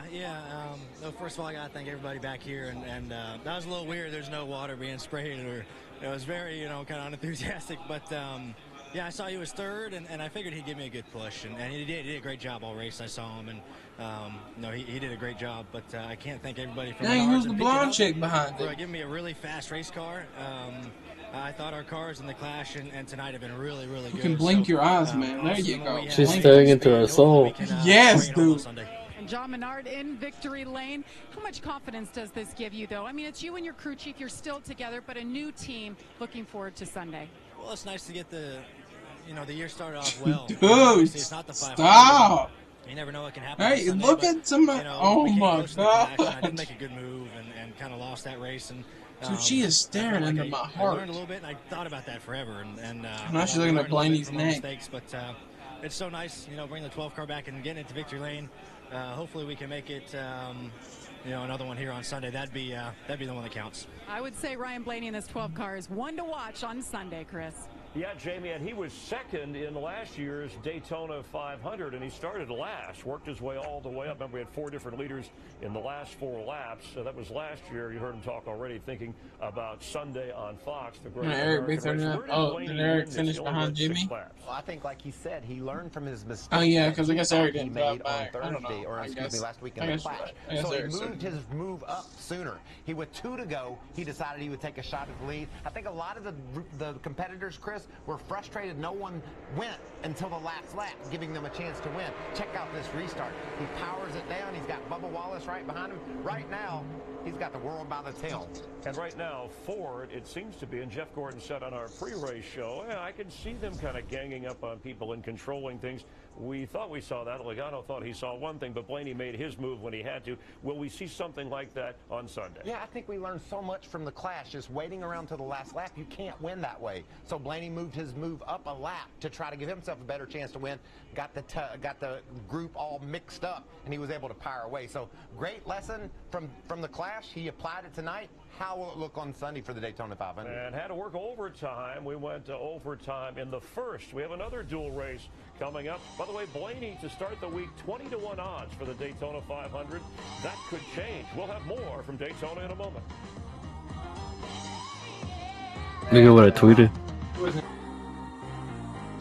Long live grit and the will to get it done. To dig deep, to push through, pull out all the stops. And long live the Hemi. Oh fuck! I need to redo it. With the power to make it happen. What'd you do? Ram. I fucked it up. Live the truck proven to last. 2018 Ram. Get up to $10,250 in cash Delete discount. tweet. Plus, There you base go. rates as low as 1.49%. Whether you do early work, heavy work, or homework, we're here for the hard-working. That's why we offer installment loans up to $15,000. Fix it? Apply online Nope. today. Or You visit look your for it. local mall. I mean, I'm looking for the picture again. Creek's story didn't begin with a commercial. It began in a humbler There we go. where it built its Fix it now. reputation by word of mouth, from mouths that had tasted the complex Canadian Look at that picture. 40 Creek, from a good place. Did you see Blaney and then you see the background? An aspiring musician, and I'm ready to share my tunes with the world. So I use the website. It looks like someone placed the chick behind Blaney. No time at Am I all. right? And the 24/7 customer service is always friendly. So what do you think about this? Love it. They're my biggest fans. Check my music out on my website and head over to GoDaddy.ca to put your passion online. Build your site in under an hour. Start for free at GoDaddy.ca. Remember the times you've used your poker face. Your, sure, I'm okay with this, Bill, face. Never forget, if the poker face had a face, it would probably be your face. PokerStars.net. You're already a great poker player. It's your first day on the job. Walk in like you own the place. Now through Sunday at Moore's. Select designer suits Oh, at shit. $299.99. I'm supposed to be muting commercials. My bad. My bad. I'm taking a break. Pee break. Who, you? Everyone. Pretty much. Wait, Duel 2 starts in 20, you know? What the fuck? I hope not. If it starts at 20, I'm gonna end the stream and then just start again. Because I thought it started at 9 Eastern. It's only 5:41 my time. So it's 8:41. This is already an hour and 30 minutes. Who will start 7th in his first ever Daytona 500 on Sunday. We just completed the first Can-Am duel, the second one coming up, and as we run through the finishing order, the success. Remember, the Fords in the Clash claimed the top 4 spots overall. And The Fords in the Clash. Cars. I'm gonna give a shit. Jimmy Johnson, Eric Almirola, Brad Keselowski in backup cars for Sunday's Great American Race. Maybe that could be a possibility, Chris, because these cars are difficult to drive. They're moving Yeah, around. so Eric Almirola's So 39. loose, out of control in a No, tight pack, Jimmy. you're going to have some accidents, and we saw that tonight in the first duel. There's your winner, Ryan Blaney, and a great finish for Ricky Stenhouse Jr. He's standing by with Matt Yoakum. Stenhouse is 17, looked like an animal just maneuvering at will. Were you surprised, though, at how aero-sensitive or is that a trend we're seeing when we saw the incidents with the 24 and 92? Yeah, I think it's really something I knew going in. Larson got me real loose in the clash when we were going into turn one, so I knew kind of how sensitive that was, but you can really pull a car back like that and get some huge runs. And so I was trying to time it where I could pull them back and slide up in front of them. And, you know, it's the cars that are loose are just hard to hang on to. I felt like our Fast Enough Ford drove really, really well, and I was being aggressive, trying to give the fans at home something to watch. So instead of just riding around in the top lane, but I thought we showed exactly what our Fastenal Ford had in it, and you know, I'm really looking forward to Sunday's race and you're watching this second duel. But I do want to say we're thinking about everybody there in Parkland, Florida. The tragedy that went on there at the school. We're thinking about you. Hope that y'all can keep pulling through, and we'll race hard for you on Sunday. Thanks, Ricky. Chris? All right, thank you. And Ricky Stenhouse Jr. Has won 2 of the last 3 restrictor plate races. We'll see him in one on Sunday, and we'll continue here in a moment. The Fords continue their sweep of Super Speedway win. And the will to get it done. To dig deep, to push through, pull out all the stops. And long live the Hemi, Canada's best-selling V8, with the power to make it happen. Ram, long live the truck proven to last. 2018 Ram. Get up to $10,250 in cash discounts, plus lease rates as low as 1.49%. Dude, all the Hendrick cars are in that race, except for Chase Elliott. You have to be here with us. Ooh, you get it up and running? Get it up and running. What I can't believe, though, is that only one Toyota was in the first duel. I still can't believe that. And a camera in the other. Aboard Rocky Mountaineer. Canada's Rocky Mountains await. Call your travel agent or Rocky Mountaineer for special offers now. Turn every season into barbecue season with the all-new Pinty's Pub and Grill fully cooked beef burger.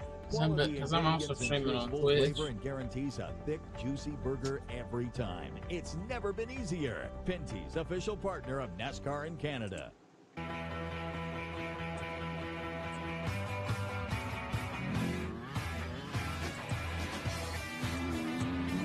Hey.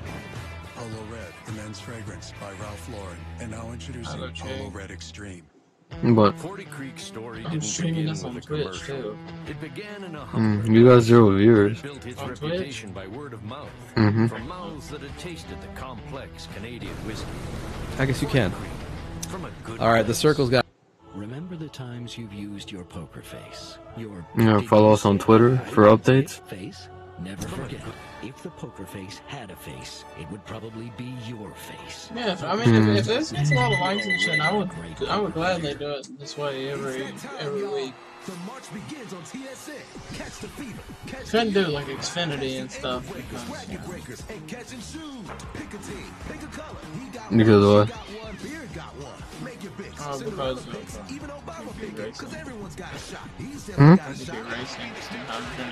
Not for Daytona or Talladega. I doubt anyone's gonna race for Daytona races. Or Daytona. March Madness returns on TSN, baby. Bush with Brexton getting ready to roll. We're going to see him in just a few moments. Denny Hamlin is on the pole for the second Can-Am duel. Oh. And there is Chase Elliott with Mr. H, Rick Hendrick. Let's check in with Vince Welch. Rick Hendrick's probably like, don't wreck my fucking car.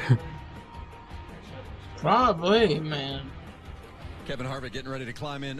What did you learn in watching that first race and what you might be able to apply or avoid here in this one? Yeah, well, you know, obviously we all knew that handling was going to be a little bit of an issue, or a lot of an issue, more than we expected. But, you know, sucking cars around and spinning them out just on their own is probably a little further than we thought. So definitely looks like, you know, you want to be in the top lane, but we'll do the best we can with our Jimmy John's Ford and try to get a good finish and get some points. Oh, yeah. Thanks, Kevin.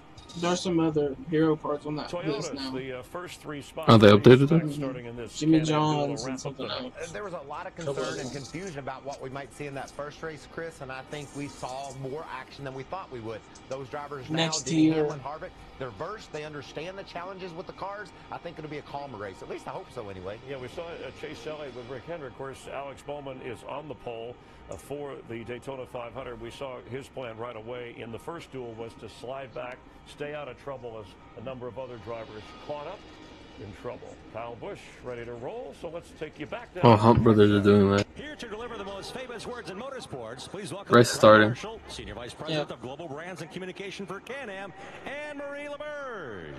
Drivers, start your engines! Is Danica in this duel? Yeah. Damn, she said drivers start their engines and they weren't even all in the seats. Maybe they're not quite ready. She was ready. If she was in a car, she would turn and start the engine. And I know upstairs they're ready to start their engines. Based on Mike, on what you saw with Michael here in that first Can-Am. So did she fuck up? I don't know. She said drivers start your engines. That's the tradition here, Chris. Is if No, what did the announcer say? I just spun outstanding here. Daryl didn't even hit me. Yeah, he said something before she said, "Drivers, start your engine." He said it's time to go down for the invocation. What we just saw is that these cars are so sensitive to cars changing lane and arrow. So if you were in this race, how would you approach it after what you just saw? So Denny Hamlin made a comment. Oh, you could email Bass Pro. Qualifying the other day. He said, I didn't Bass Pro is Newman or the other one? went to qualifying with a car that was really set up to race. So I'm curious to see what the Toyota I thought Newman had Bass Pro. Yeah, the Jimmy winner also came from has. 6th position on backs. I think Blaney was 8th. Logano was 6th. Caterpillar. Yeah, Caterpillar's doing with Matt Tiff. If those cars in this race are more set up with some downforce, with some grip, with a car that's going to drive a little bit better, if they're going to have a little bit more success, at handling in the second duel. Well, we hope so. Yeah. Now, this will set the outside lane for the Daytona 500 starting row. It was Team Hendrick against Team Penske in row 1. 3 of the 4 Joe Gibbs Toyotas and the alliance with Martin Truex, the defending series champion, they're in this race. Yeah, it looks like a Toyota race with all the Toyotas in this race. But, Mike, you can learn a lot watching these things on TV. And I think the guys that are in this race watched what happened. You could ask for how many hero cards you want. What the fuck? Which one? For Matt Tiff? Yeah, I see No. that. That was the issue in the first 150. Some of the cars handle well. How many hero cards do you want? What? You could do up to 20. So I hope these guys made the right I'll say adjustments. 2. I think they did. Well, like the cars in the first race, the teams haven't been able to touch him since Sunday qualifying. 2, because usually teams send you out 2 to 3. Oh, 1 Aaron minimum. Rodgers. For this second Oh. as we set the Daytona 500 field. Of course he'd be there. Oh. What would happen if like you see Ricky Stenhouse just running fucking just sock him in the face? Now. Oh, I didn't mute the commercials. My bad. When did Daryl's hair go gray? Man, I don't know. His hair is gone gray for a while. No, it hasn't. Because before the season ended, it wasn't gray.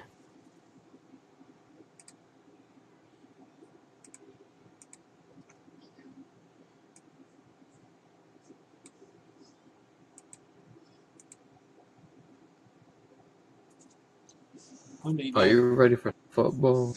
Are you ready for Pinchy's All-American Foosball?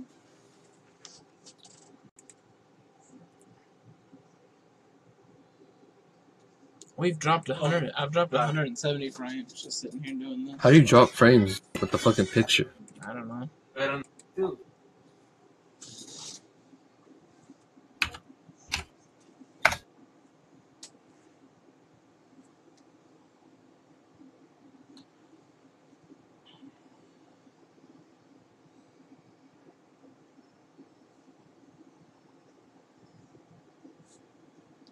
Just Blake's asleep.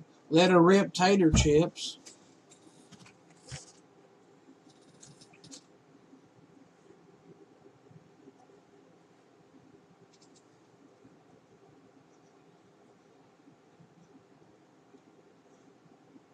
Yeah, I should do Caterpillar.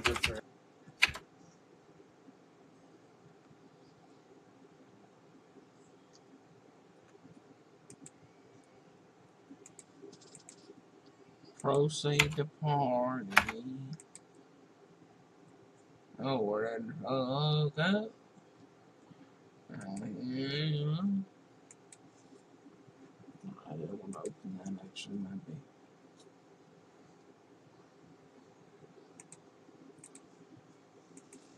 You think Exalta would send you some? Let me ask.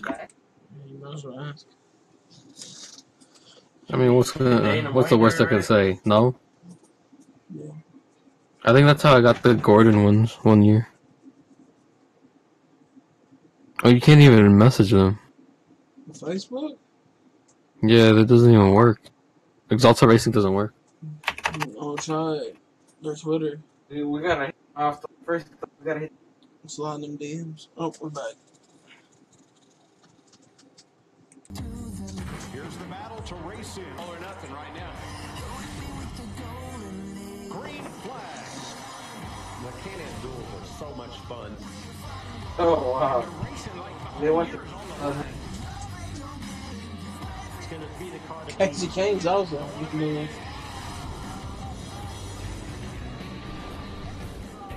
Same song, second verse. It's duel number 2 of the Can-Am Duel at Daytona on FS1.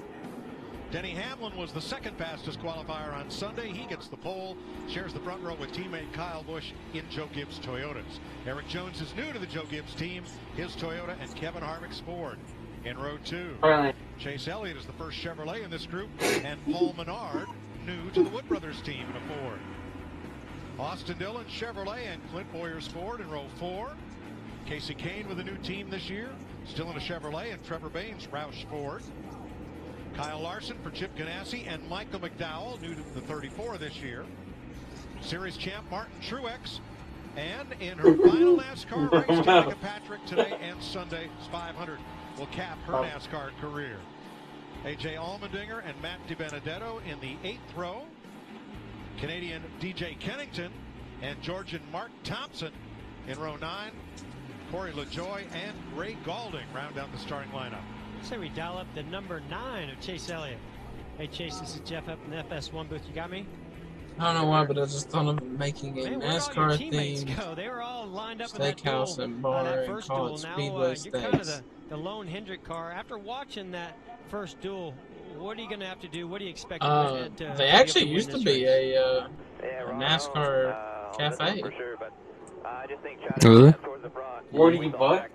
It was, they had like 4 of them. One was in Vegas, one was in near Bristol, and then one was in Myrtle Beach, South Carolina. Ask you, we're looking at your windshield. Can you see through that? Looks like there's some condensation's been built up. You watch it? Yeah, I had to turn my existing defrost button on. It's getting there. All right, well, let's hope it's clear, ready to go. I know you're going to want to see out that front windshield for this race. We're looking forward to seeing you out there, and great to see you back in that number 9. Yeah, man, looks good. Thanks, guys. Chase Elliott will roll off 5th. Back down to our fearless foursome on pit road. Jamie.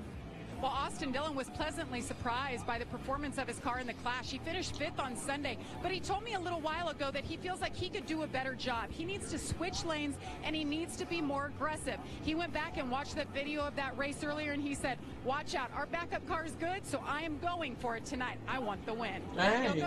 Kyle Busch and Adam Stevens, they've got their See, that's what I like. I want somebody to go for it, man. You got a backup car, you can start last. It don't matter. That's going to dictate whether you take tires or just don't matter where he starts, where he finishes. Kyle won this event 5 years ago. They feel like the race early on is going to be to see who can get to the high line first. Regan? Kyle Larson likes a loose race car. Everybody knows that. When is a man that lives exactly where he was closed up? Sunday in the Clash was extremely loose even for him. Yeah. There's a lot of memorabilia in there. I'd like to go in there and tonight is set up very similar to that car.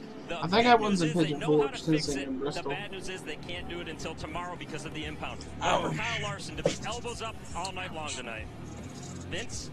Well, for defending series champion Martin Truex Jr., his team views this as an I think exercise. it's weird that they don't get a lot of opportunity to practice or practice in the draft during practice because they don't did you know about that, Luis? run in the clash, but they look forward to getting some more in those NASCAR cafes that I was talking about? There's one of them, the one near Bristol.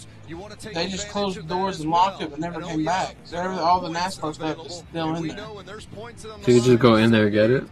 The doors are dead bolted. Vince, as a crew chief, I always liked being in the break in. That way I could see what unfolded in that first duel. The two things I learned, I'm going to have to be pretty aggressive. There's like NASCAR autographs to get it tightened up. And the other there's bricks. I've ate there. Still won't track position. I think possibly the winner of this race, only one trip to pit road. But let's take a look at it's expensive because I guess NASCAR branding. 60 laps, 150 miles. Oh my God! I hope to be in a form of NASCAR in the future. I wish you the best, man. Let's take a look at what it's hard to get into NASCAR. At the start of Duel 1. Stayed about the same. What do you want to be, a driver, crew chief, pit crew, over 10 degrees? That means engineer, cars will have more grip. Designer. Thanks, Larry. There they are. 20 cars for Duel 1 to set the outside lane of the 500 field. Well, are we feeling the burn? Bernie our computer got 4 out of the top 6. And here is Bernie's pick for Duel 2. Nothing like the low-hanging And here we go for stage 2. On Bernie's list. Yeah. I feel like I might be You're back now. I think Mr. Bernie has become the obvious. You're sitting here talking and you never said it. I really like some of the moves he was My making apologies. Oh, wait, now I get it. Now I get it. I just had a stupid moment. He's had the same crew chief. Aaron Rodgers is at the track. He's going to have a great year. Hey, if Cuckoo Marlin and Robbie Gordon Oh, the football player? Why not Paul Menard, the Wood Brothers? Why is Mike Joy picking Paul Menard in the 21? Weekend at Bernie's, and Bernie's driving a Ford, and the Ford will win this second duel. It's going to be Mr. Where did he come from? Kevin Harvick in that Ford. The closer. We're all over the map with this deal. Nobody. Oh, you picked. All right, here we go. I like him. Where you at? You on the back straightaway? Yeah, I'm just like getting hyped and excited and ready for this. You said here we go, and I'm like, oh God, they're already running front straightaway No. now? No. For green this time by. And we listened in on Danica Patrick starting 14th. Let's just have a smooth night, guys. We'll just kind of feel it out. All right, how many laps are you estimating we'll run until Danica crashes? You know, let's just dial the car in. I say she makes it the whole race. Reunited with her longtime sponsor. I hope she makes it the whole way, but... That's Tommy Baldwin's number 7 on the side of that car. Tony Erie Jr., the crew chief. You know what? I wish somebody would give her a Coke 600 ride. She's embracing and enjoying this last ride. And you can almost sense. Can they nowadays make do the double? Yeah. Like, is the time spaced out enough? That is such a plain looking car. Like, I don't know who the designer was for that 7 machine, but that's so weak. It looks nice, to be honest. I mean, certain elements of it look nice, but like, it's just this bright green with this bright white number, and there's only a little tiny bit of black on the back end. The only reason it's black on the back end is that's her own sponsor, Warriors by Danica. That's why it's black on the back. Oh. Driver, hopefully, my cousin will give me a shot at late on in the future. He's been shot like the shit. Cool shit, man. And Kevin Harvick on the outside has no friends. That's fucked up. You don't know who the 44 is?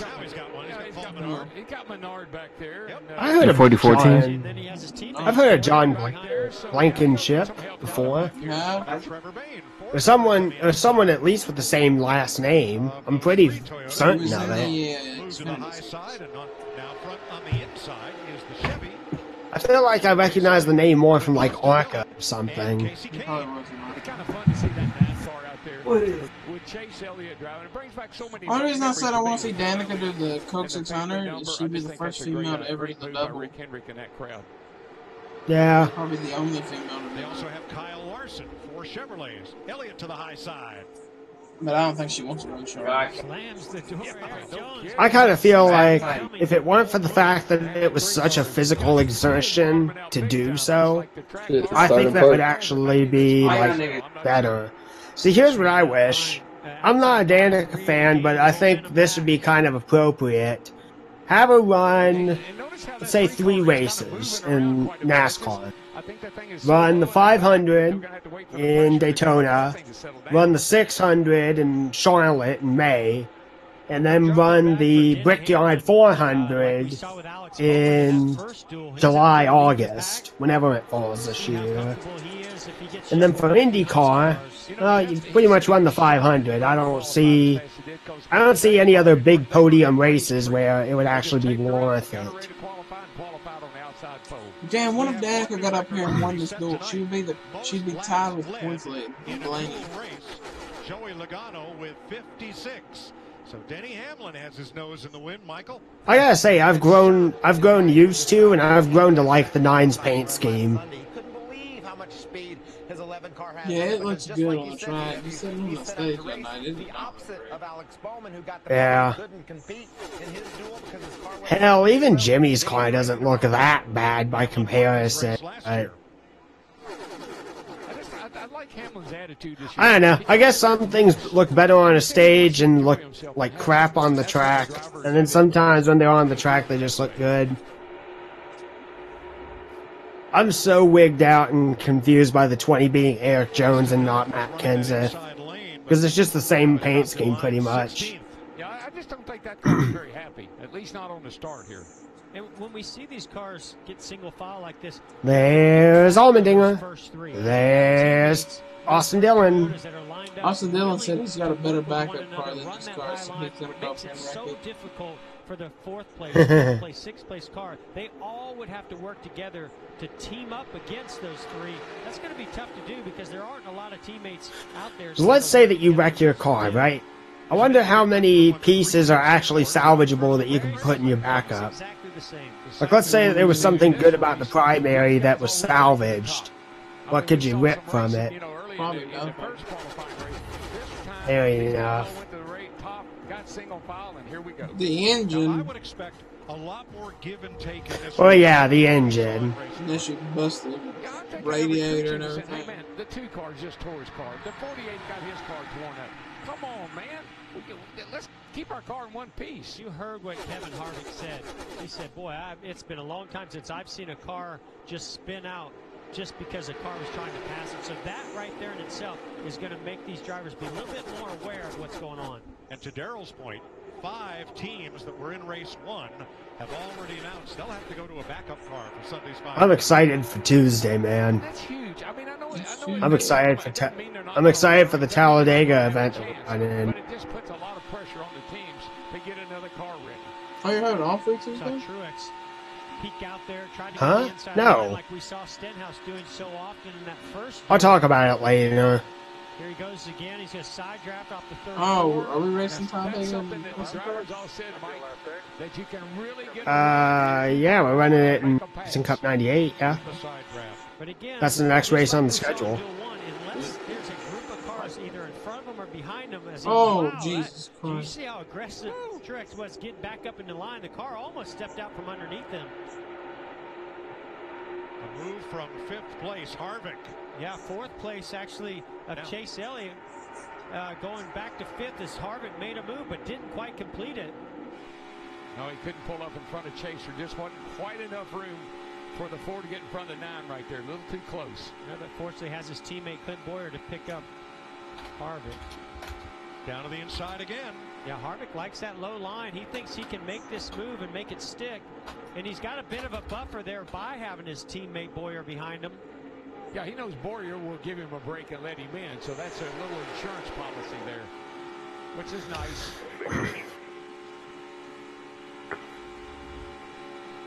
Believe it or not, I gotta say, I hope that Clint Boyer someday wins a 500. amazing the amount of momentum you lose and to open the door to let somebody in. A pretty nice line forming on this inside, led by Paul Menard. If somebody like Harvick or a couple others want to jump down there, they might actually. There they go. Bye, Harvick. Because Chase Elliott also came down at the same time. A push from Austin Dillon to Martin Truex isn't going to work its way all He's the way got in front of him. something. No, he's not. That gap closes up by Chase Elliott. This is going to leave Harvick. Why not? I don't know if there's anything his teammate can do. Just like you said, DW, and Mike, you know, sometimes you just can't hold that gap open long enough for your teammate. Now coming to push. Here's your push. Just keep him back there. Top's still covered. And that's the risk right there. You saw it. He took that risk to try to make one position up, thought he could clear Chase Elliott, and now it might cost him a lot of positions. I like the way Menard jumped out there. Looked like he was going to try to help Kevin Harvick in the forward. Didn't stay there long enough. Oh, I just realized something. The grill, the actual grill on these cars are so thin. They're like a little tiny pack of pencils or something like that. So that debris could technically hurt Hamlin. Damn, look at 21. Wow. You got him a piece. Harvick is saying to Paul Menard, thank you very much. Thanks for the work out here, buddy. Alright. I kind of want to talk about this a little bit. Like, I'm not a fan of Paul Menard by any means, but like, I think what bothers me more is the fact that like he's swapped so many different teams with the Menard sponsorship, and he's never really shown much of anything. But I have to admit, and I have to be honest, with the fact that 21 does have Penske power underneath it, he could actually do something. I'm not expecting much, but he could actually do something. Paul Menard's going to have the best chance he's ever had to show what kind of driver he is. I love it. Harvick, he's not content. He doesn't want to be in third. He wants to be in first. Well, Menard went up top to pick up the draft from Hamlin. Now he comes down to pick up the 4 of Harvick. Back again with the leader. I swear I almost thought my eyes tricked me in thinking that there was a crash or something. He wants to jump up in that lane, doing a pretty good job of that. Going to take a good solid look here under the 11 car. Yeah, he's almost there. He's there. Whoa, Hamlin pretty good. Hamlin put a block on him. On the racetrack. One more on the racetrack. Thank you. Yeah, you can see right there from the rear view Chase, that slot there for air intake is so tiny. 11 complete. Chase Elliott pushing the issue with Eric Jones. Ooh, oh no! There's no. And then there's Lesson. And Danica somehow made it through that. 3 cars out of the race. Larson, minimum damage. Oh no, his left front's tore up. You know, D Burrito. He got up on that quarter panel, man. Oh, you know, it just reminds me of, remember the first year they ran the Gen 6 car and you couldn't get up on the one side of the car because it was glued? I honestly don't remember.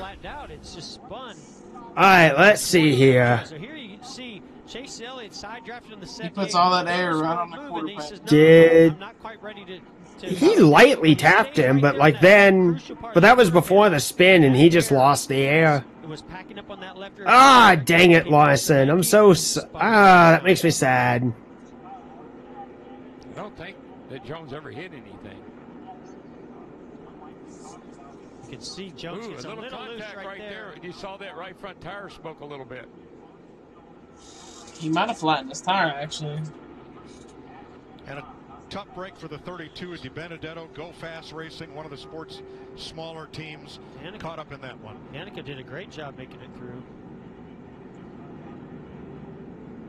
Did he touch you? No, he was sideways the whole time. Well, different perspective. That was Chase Elliott's view. Here's another look. He did technically touch him, but that's not what sent him around. Almost make a little bit of contact right there. Shit, I've been farting for 45 minutes. Attention. It stepped out slightly on How pleasant to hear. But by packing that air from the right, I about dropped one on the mic a minute. That's cut it off. What were you about to say? Well, cut a tire rub off Chase's car, but saw a little sparks come out behind the 20 car. And no contact there. Oh yeah, he just like the back end just swooped loose. Yeah, I do agree though. I think the 20s tires are just flattened, but that is going to hurt some of the body work, even a little bit. Yeah, Trevor Bayne getting ready to come into this. Does Di Benedetto have a backup car to use? Okay. Okay. I don't know what the funds or what the money Go Fast Racing has, but I know that they're a smaller team, so. Easy in for Denny Hamlin, not the flat spot the tires, fuel only for the 11 and the 4.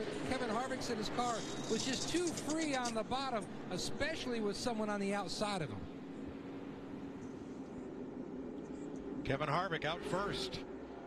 Gets track position from Denny Hamlin on the pit stop. We are under caution for this. Oh yeah, that is true. So Seth made a comment on Facebook. Man, the duel was actually really fun to watch. Way to go, Blaney. Penske finally has a competitive third car. Great runs for Wallace and Reagan. Poor Byron, but at least it's not the 500. Can't wait for Duel 2. He's right. Penske's never really had a competitive third car. Because, like, they had the 77 with Brendan gone. It didn't really do anything. Just back when they were poop. Yeah. Penske at one point did have a third car in, like, the 2001-ish season. 2001, 2002. With the 12, the 2, and the 02 with Newman. But they eventually moved Mayfield out and they put Newman in the 12, so there's that. Penske's never really been a good third car team, and now they've actually got something. They could have been if they let Sam Hornish have more time in the 77. Oh yeah, I forgot Sam was a third car. No, I completely agree. I think the problem is like... He got rushed up too quick, just like Dario. Just like Juan. Pretty much every IndyCar driver, if you look at all their stats when they move over to NASCAR, their first couple of years are awful. And then... You are not wrong at all. I mean, Danica, Dario, Sam, really Juan. The only track Juan was good at was the road courses and Indy. Yeah. Yeah. Or the IndyCar tracks, because I remember he did run really stout one year at Chicago. But I mean, IndyCar ran Chicago. So. Yeah. Well, the one thing that I was going to say was I don't know if Juan was actually part of IndyCar at some of those racetracks. I know maybe for more like Kant and so, which was like 99 or so. But how many races like... Because IndyCar used to run at Richmond, they used to run at Michigan, they used to run at Chicagoland, or they still run at Chicagoland. Like Danica's really good at Kentucky. Yeah. It's like she has her best 2 finishes are from Kentucky. Yeah. And it's just like she used to run an IndyCar. It's weird. I think Danica could have been good in NASCAR if she'd stayed a couple more seasons in Xfinity and trucks. I completely agree. I think it made me frustrated and it made me sick to my stomach with like how all the hyping was going on, but they put Danica in the Cup Series like, what, she only ran like a season in Busch and then she jumped up to Cup, right? Or something 2. like that? She ran 2. She ran 2. One but she part-time, didn't... one full-time. Okay. It was just, I don't know, it was just like so many fans, so many supporters are like, Danica's gonna get this stuff done, and from the beginning I was like, no, she really isn't. She doesn't have enough experience. Like, you're exactly right, if she had more time in the lower tier series, she definitely could have done something, but... Because if you look at Sam Hornish dominated Xfinity. He had a show in a couple championships now. Yeah. Sam wasn't bad. It was just someone was always better than him when it came down to the end of it. But Sam did respectable. Like, and that was also at a time when Penske was like good. Good by all means, but they weren't exactly great in every division. They do well a year or two in their Xfinity program. They do well a year or two in their Cup program. But, like, now at this point, if you had to, like, put Danica or if you had to put Sam in the cars, like, they very well could do something. Damn, somebody's... There was a lot of shower and sparks there. Man, somebody's back end's all the way on the tire.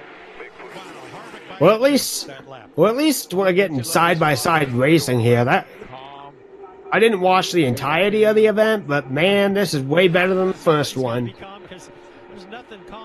Man, Michael McDowell was pushing the shit out of Menard. Just prior to the caution, one of the spotters saying one more lap on the track. A group of cars were planning to pit under green. I think that was actually Mike Wheeler, Denny Hamlin's crew chief. He said one more on the track, make one more lap on the racetrack, and I think the Toyota Brigade, just like we saw... Truex? Stay together and get that stuff. No, that's not Truex. Truex is down there. That big black car. Oh, that's Bane. Bane's sparking up a storm. Oh wait, no, Bane's like in the third line or something like that. McDowell or Reagan, I think, will win a race this year. Yeah, they're that team. Front row. They always have good super speedway cars. Who is that other black car? Like they're right behind Danica. Corey LaJoy. LaJoy's sparking up a storm. LaJoy's the one that's sparking. Side by side since the green flag dropped on this restart. I don't doubt the 34 or the 38 winning the SS race this season. Okay. I mean, McDowell right now is right here in the top 5, running with the best of them. McDowell is like the better driver of the two, really. But like, I think he can do something. But the only thing that I wonder and worry about a little bit regarding front row is this. Where, like, are they getting their engines from Penske? Are they doing their stuff in-house? Because they're, like, they're good. They're getting Roush Yates engines. Well, that can be variable. Well, I do kind of wonder this. So, like, I don't know what the politics of racing are in NASCAR at least, but, like, let's say that you have a contract with a company and you get their engines from them. Are you then allowed to take that engine and modify it to what you desire? Yeah.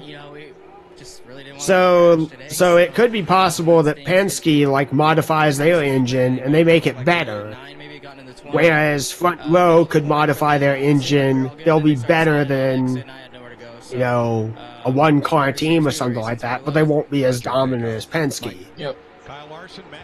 Because Penske, all the Fords run Roush Yates, all the Toyotas run TRD, and then Chevy's got the split. It's Richard Childress engines and Michael McDowell in that, excuse me, in that 34 car.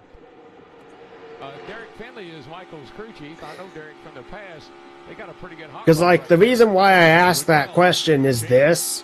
If you were not allowed to touch the engine after you got it from Roush Yates, if one Roush Yates engine blows, what's the chance? There's probably a decent chance of all the engines exploding. So, if you're allowed to touch it and change it and stuff like that, like... Once you buy it, it's yours, so you can do whatever you want. Yeah. I know the reason why they changed it, but it makes me kind of wonder why... Ooh, almost ended badly. Give him room.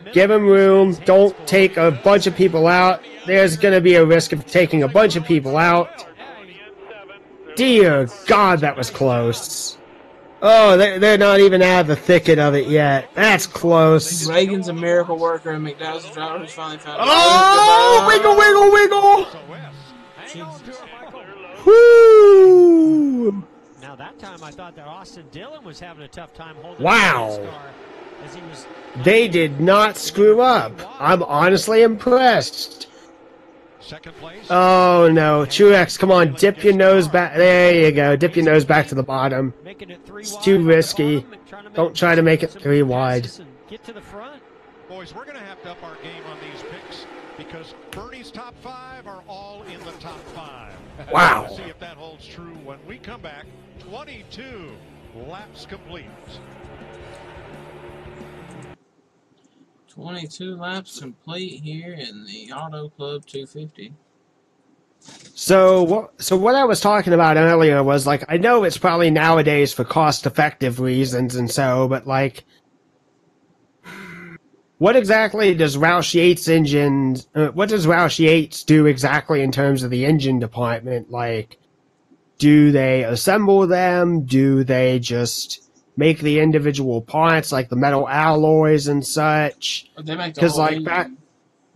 Okay. They make all of them. All of it. See, that makes me wonder, though, because it's like, at least if you make your own engine, you can, like, I know that you said that they buy them and then they can tune them as needed, which is fine. But it seems like if you know what you're putting into your engine, if you're building it in-house, you can then troubleshoot what's wrong with it.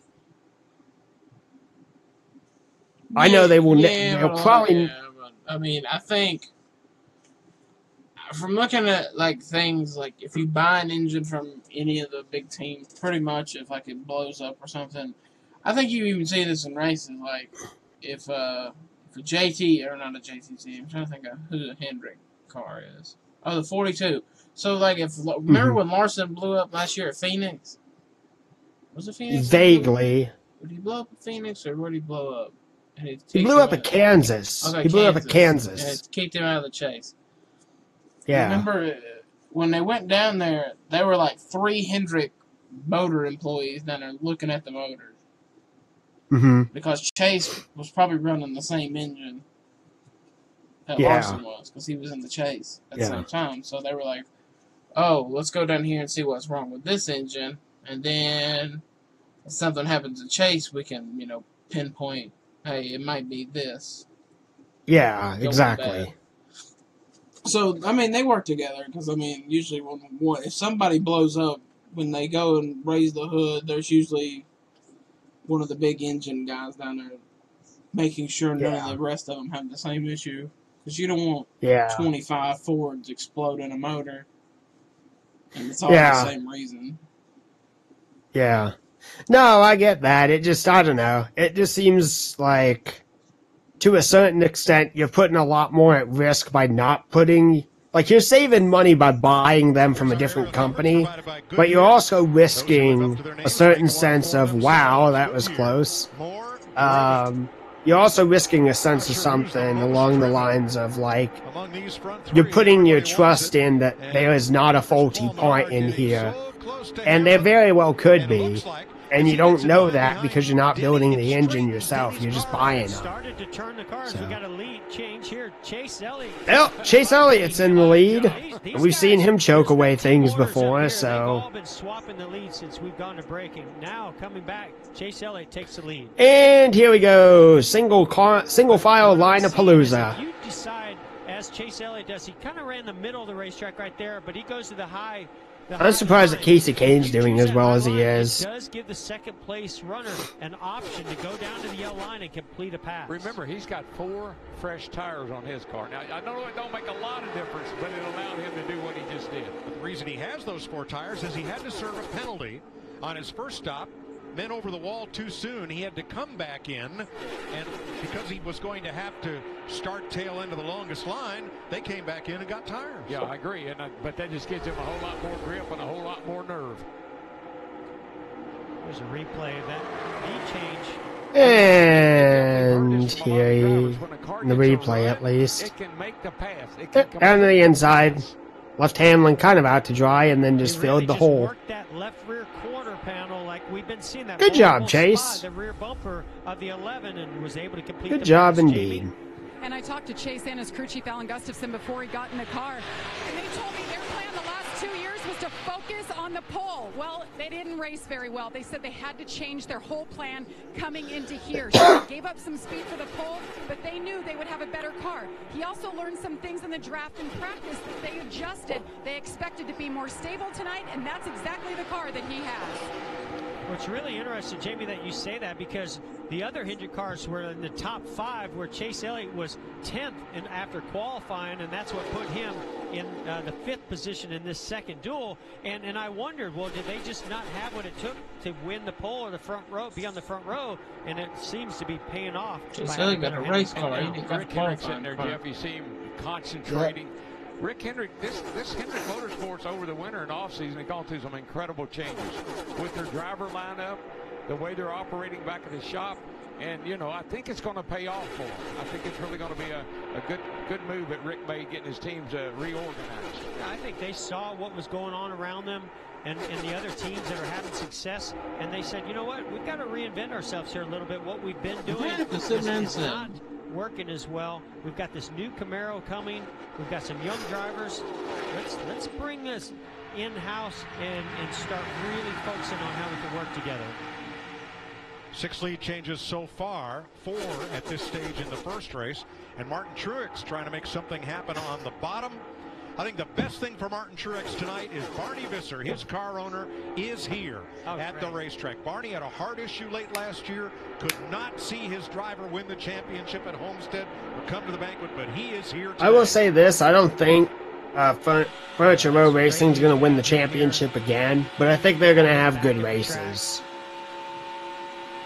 I just think Martin Truex's confidence is At best, they're going to win the 500. That will be like the biggest highlight of their season. I mean, they're on the same page all the time, and that's what makes them successful.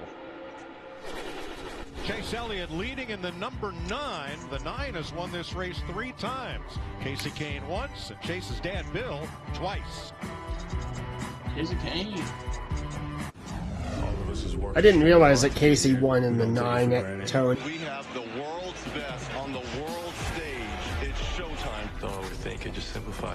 I guess my question is, was it under the Evernham name or was it under Petty Motorsports name?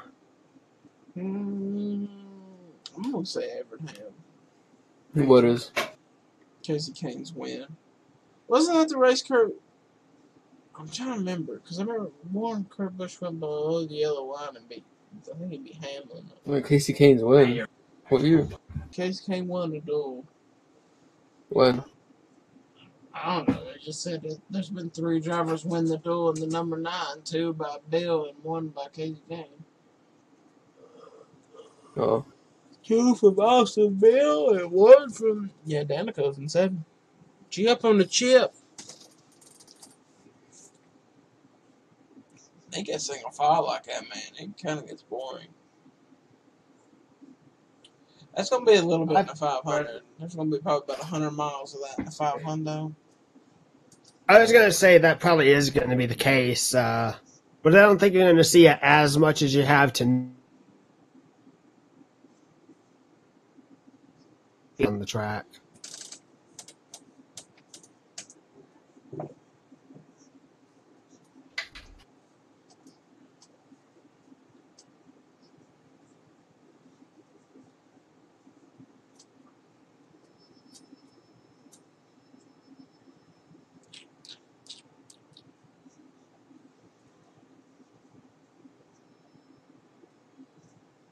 I think I got a V-neck on.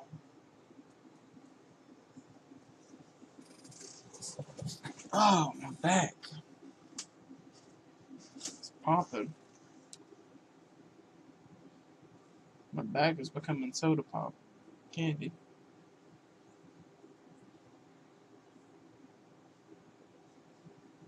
I could go for a nice cold soda.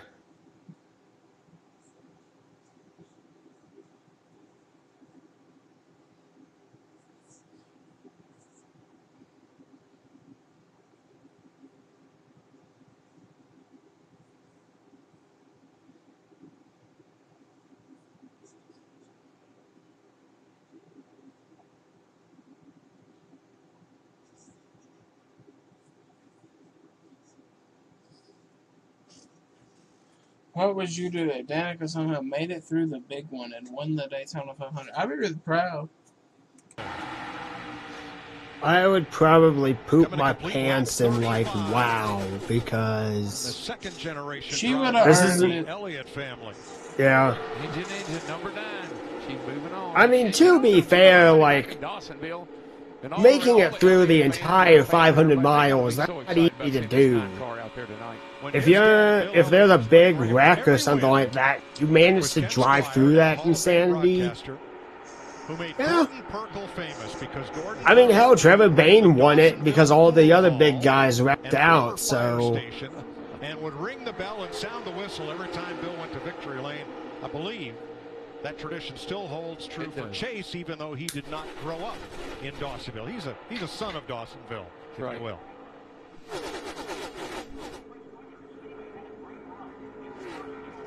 Yeah, Georgia fans. Chase Elliott never grew up in Dawson. Was a bit of a surprise up there in the top 2. How about A.J. Allmendinger having a strong, steady race here in the top 5? Regan. Jay Allmendinger has looked great tonight up here in the top 5. I had Speaking of Danica, we just talked him about it. Now she got all the way back out of the top 10. Earlier today, AJ said he wanted to ride around and just kind of feel his race car out for the first half of the race. Crew Chief Tristan Smith said, "The heck with that. I like my backup car. If we wreck it, so be it. Go up there and race with it. Race hard with that thing all night long." That's what it looks like he's doing. He looks really good up in the top 5 there. When you don't have a good backup car, you wreck. When you do have a good backup car, you never have a problem whatsoever. It just always works that way. Third place finish 2011 500, yeah. They lap past the that was a really good race, too. I gotta say this, there are some really sexy helmets that these guys run. There's some really good paint schemes on the helmets, and some of them are just like really pretty. Paul Menard diving down to the bottom. Mark Thompson retired. Brought that train down from that inside lane and brought them to the front the last time. Well, he dropped out because he didn't want to tear something up or something did break. He probably just didn't want to tear his car up. He's probably like, what's his name? From Eric Jones bumper. Whoa! And you actually heard a little bit the engine start to lose some RPM as Eric Jones, I think, checked up, and Paul Menard saw that happening, and he just wanted to stay in the gas and keep the momentum and hope that he could complete that pass. Well, remember, we saw Eric Jones spinning down the back straightaway. Well, Joey Ken took a lap down. About what to expect. The Joy's a lap down, Kennington's a lap down, Golding's 2 laps down, Thompson's off, DiBenedetto's out, Larson is out. Golding is the BK car. The winner of this race, if it's not Hamlin, will start in row 2. I knew that. And so on back. And something you'll notice when we're on board with these cameras, the further back you get. Did I say something wrong? I'm just wondering because I don't know. You said earlier that you were wondering about if they were going to make it to 500. You can't run wide if you're 5th, 6th, 7th, and 9 because you close up in that turn. Oh, I guess I did. First or second or third. Oh, you can okay. just stay wide open the entire time. You That's why they use a lot more fuel up Blake. front. Yeah, well, it's anticipation. You got to anticipate what the car. Probably watched 2 laps down. He's running a 4-year-old motor, A probably. little bit of second guessing. Is that guy going to stay in the gas? He's going to lift. In this case, the Jeremy Clement strategy of running an older car is not helping. Gibbs cars, and here comes Martin Truex in another Toyota. Well, Eric Jones, when you step out, you just saw the back of the car, how unstable it was, going side to side, almost fishtailing. Yeah, he didn't like that at all. 20 to go. Unstable even Yep. after probably making Those races went by quicker than the first duel did. Well, I think the first duel had like 4 cautions in it. They've only had like 1 or 2 here. So I think it is going a little bit faster. 20 laps to go. Chase Elliott in the Chevy. And commercial time. Kevin Harvick's Ford up front.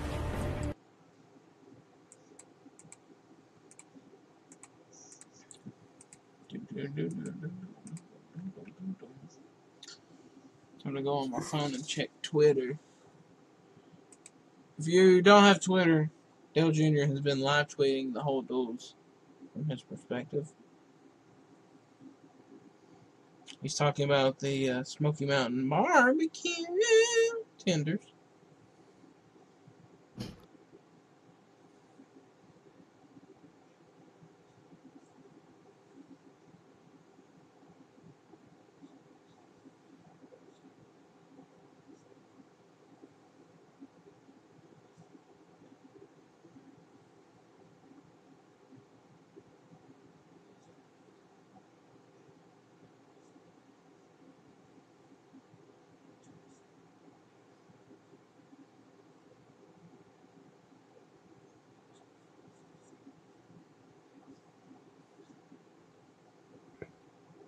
Richard Petty walked Bubba Walls to the media center to do a press conference. Cool, cool.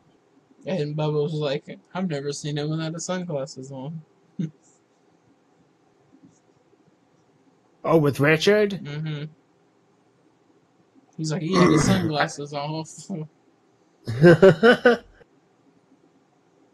I've seen pictures of Richard without his sunglasses, but when I met him, yeah, his sunglasses were on. Then again, it was like a hot day in July at Indy, so yeah.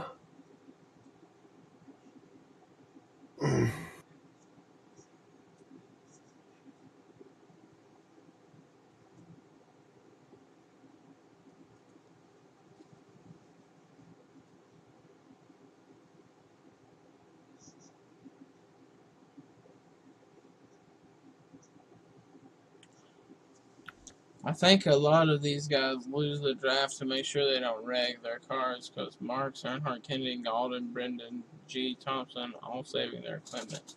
Yeah, especially Mark Thompson. I don't think he's got another car. Gillen, I don't think has another car either. I think he's just the one car. So I think a lot of those guys are realizing that they don't want to tear their stuff up. In the second race of the Can-Am Duel, Chase Elliott has now been out in front for 18 consecutive laps. Denny Hamlin's led 18 over 3 different times. Kevin Harvick led 7, and Greg Galding led a lap under caution. So, Mike, the guy out front's running 2:02. How fast you got to be going to go? How fast Denny Hamlin got to go to get by him? It looks like they're just cruising, but they're anything but cruising at 202 miles per hour. 202 miles an hour, and you got to be pretty steamy to pull out and pass somebody at that speed. Now, something I noticed that's unique about what Chase Elliott's doing that's a little bit different what we've seen leaders do is he's trying to protect that inside line going into the corner. So he runs sort of in the middle of the racetrack, and then he toes that line up to the top. So it really prevents it, or makes it very difficult for Hamlin to get a big run, and then makes it even more difficult for anybody to make a line work behind. What we got to watch with Chase Elliott, let's think back to last year. How many times would he be leading the race late, and then something would happen, and he wouldn't win? And how many times last Remember year, Hamlin and Chase have bad blood. Hamlin got in a dust-up in late season. Oh yeah. They are not the best. But I don't think they're gonna do anything stupid here at Daytona, especially. It's for points. It is for points, I know, but like if Hamlin tries, that would get Hamlin even more on people's shit list. But like if Hamlin bumped Chase coming to the line and wrecked him, and Chase washes up and collects the 11, even if the 11 won, like, that's a torn up race car. They're done. It's over. It's done. There's nothing you can repair from that. I think Thompson was going to run the full duel, but then Gillen's situation happened and NBM decided not to. That's probably true. That's probably why he parked. He didn't want to tear his thing up. Galding, Kennington, and Majoy, they all have backup cars. I mean, they can I like the 14 to 21. That's 3 Fords. If they get their act together, they might. I think they'd prefer not to, but if it happens, it happens. A lot of deals being made up on the roof. Yeah, Mark Thompson did not have a backup car, so he had to. For a fellow who spun He right in just the had middle of a bunch of cars on lap 12, basically baby here his he car. is, 6th place. And that car is Yeah. I mean, And I can't blame them for that. We saw that from It just makes sense. He's doing a I find it funny, like, I've never heard of Mark Thompson before. Same with, like, DJ Kennington until he raced his way into the 500, last year? Joe Gibbs Racing replaced him with Jones, Yeah. so they moved over from Satellite Team Furniture Row for 2018. But Matt Kenseth I miss the 77. I really, really do. he and his family standing on the jet the other day saying, well, it's that time of year, time to go. I wish someone was racing that 77, or that 77 still existed. That could have been a good ride for a young up-and-comer, or good for a veteran sport. Family ski trip. Hope you're enjoying it, Matt. I don't know if we ever fully appreciated his sense of humor when he was here full-time with us. Matt Yoakum. Oh yeah, the whole Kenseth thing. For especially the younger drivers to learn what this package means and to feel with it. Eric Jones just telling his team, we are going to have to take a big swing at the handling part of my car. We are not going to be able to race 500 miles with this. And by the way, speaking of streaks, Glenn Wood, the owner of the 21, for 71 consecutive years has driven from Stewart, Virginia, down to Speed Weeks. His wife Bernice, a little under the weather, nothing serious, but he's decided to stay home. All good streaks come to an end. Glenn Wood had never missed a Daytona Speed Weeks, not since before this track was built. When I think of Southern gentlemen, I think of Glenn and Leonard Wood, two absolute Southern gentlemen. Saw Leonard in the media center today. Yep, he said you make a lot of your own luck here. There he is. There's the Hall of Famer and winning Daytona 500 crew chief. What do you think, times over. Is that Glenn Wood or Leonard? 100th victory this season as he steps into the 21. He's wheeling it. He's doing a heck of a job here tonight. Yeah, I like what he's doing. The other one's at home. Apparently, he had like a streak going. Did you know Joe Nemechek, when he started at Parks, all the races except for 3 in like 2011, had like 1.5 minutes? Tony Stewart. I did not know that. Wait, let me read that. Wow. 10 to go. Man, this race is kind of went by really quick. Well, like I said, less caution, so it's made it faster. Just like what we heard out of Boyer, you got to be patient. You can't make it too early. You can't make it too late. I feel like this one's It's just boring. picking the perfect time, but it sure is nice to know you've got 2 Fords behind you willing to go with you. All right, we've already picked who. Do you want to pick when? I think this group right here, they're going to wait till the last lap. These are a bunch of savvy, experienced race car drivers. I don't think they're going to take a chance until it's time to take a chance. I think once you get inside 3 to go. Imagine if Menard ends up winning this thing. And if somebody like Kyle Busch doesn't start forming a line on the inside, I think they're going to go with I was looking for a big, giant, bright yellow race car, and I couldn't find it because it's white and gold. I think Harvick has that same idea. He's got his The teammate behind Omnicraft him. What will these guys Yeah. do? Will they make that Damn, move? I think it we're has to running be before the last down. lap if you're going to win. If you're not in the first couple of positions. What's I agree with Michael because you're going to be ready for it on the last lap. You're going to be able to block 15 or have a couple better races. chance of blocking that move. I'd rather surprise him and go a little bit I think early. Reed also ran some Busch events as well, but he might be in the 7 car this year, the premium car. maybe. Coming out back, we'll have to block it. Yeah, 2-4 rides it out. We'll just have to make our move at the end here. And all those great plans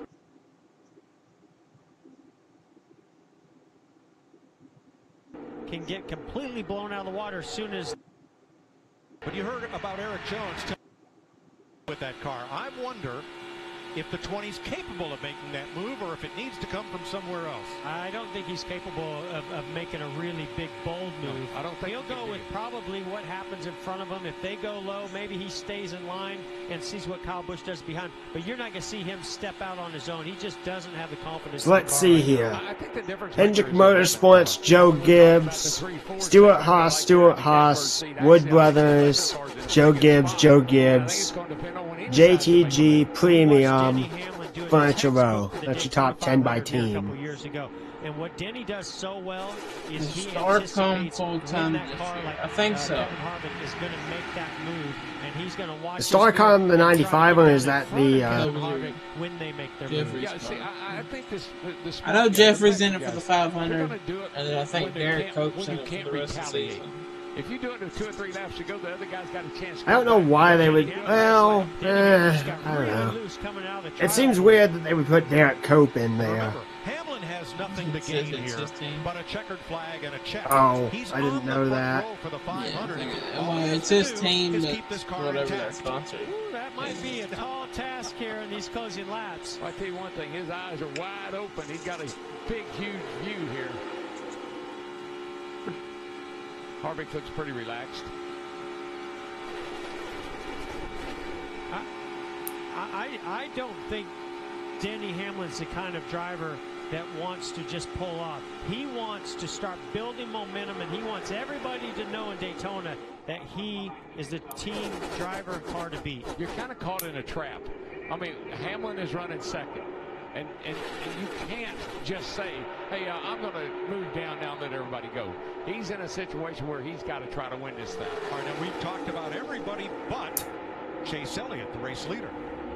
Well, you know, Chase has to just be ready for that move. There's nothing he can. He's wide open up there. His job is to not get too big of a lead. Don't build too much of a gap to second place Denny Hamlin. Keep them close by, but don't let them get a big run. But also be aware and ready when they do make that move. It's coming. They're going to make it. It's just when. That 9 car has a huge advantage, I think. He took 4 tires when nobody else did, and I think that's really going to pay off here at the end of this race. So if you're Chase Elliott, are you worried about Hamlin or about that group of Fords? I'm more worried about Hamlin. I'll tell you why. Because if the 4 of Harvick makes a move, I got a little bit of time to go down there and block that move. If Hamlin makes it, I have very little options to be able to keep him from at least getting, you know, alongside me. Chase Elliott is trying to win a 5th dual race for the Elliott family. His dad Bill won in 85, 86, 92, and 2000. Number 3 laps of racing to go. This could be 6. And Morgan still races. Yeah, Morgan There's nothing in his way. Morgan's probably last year, that's right. The oldest guy in NASCAR, I think.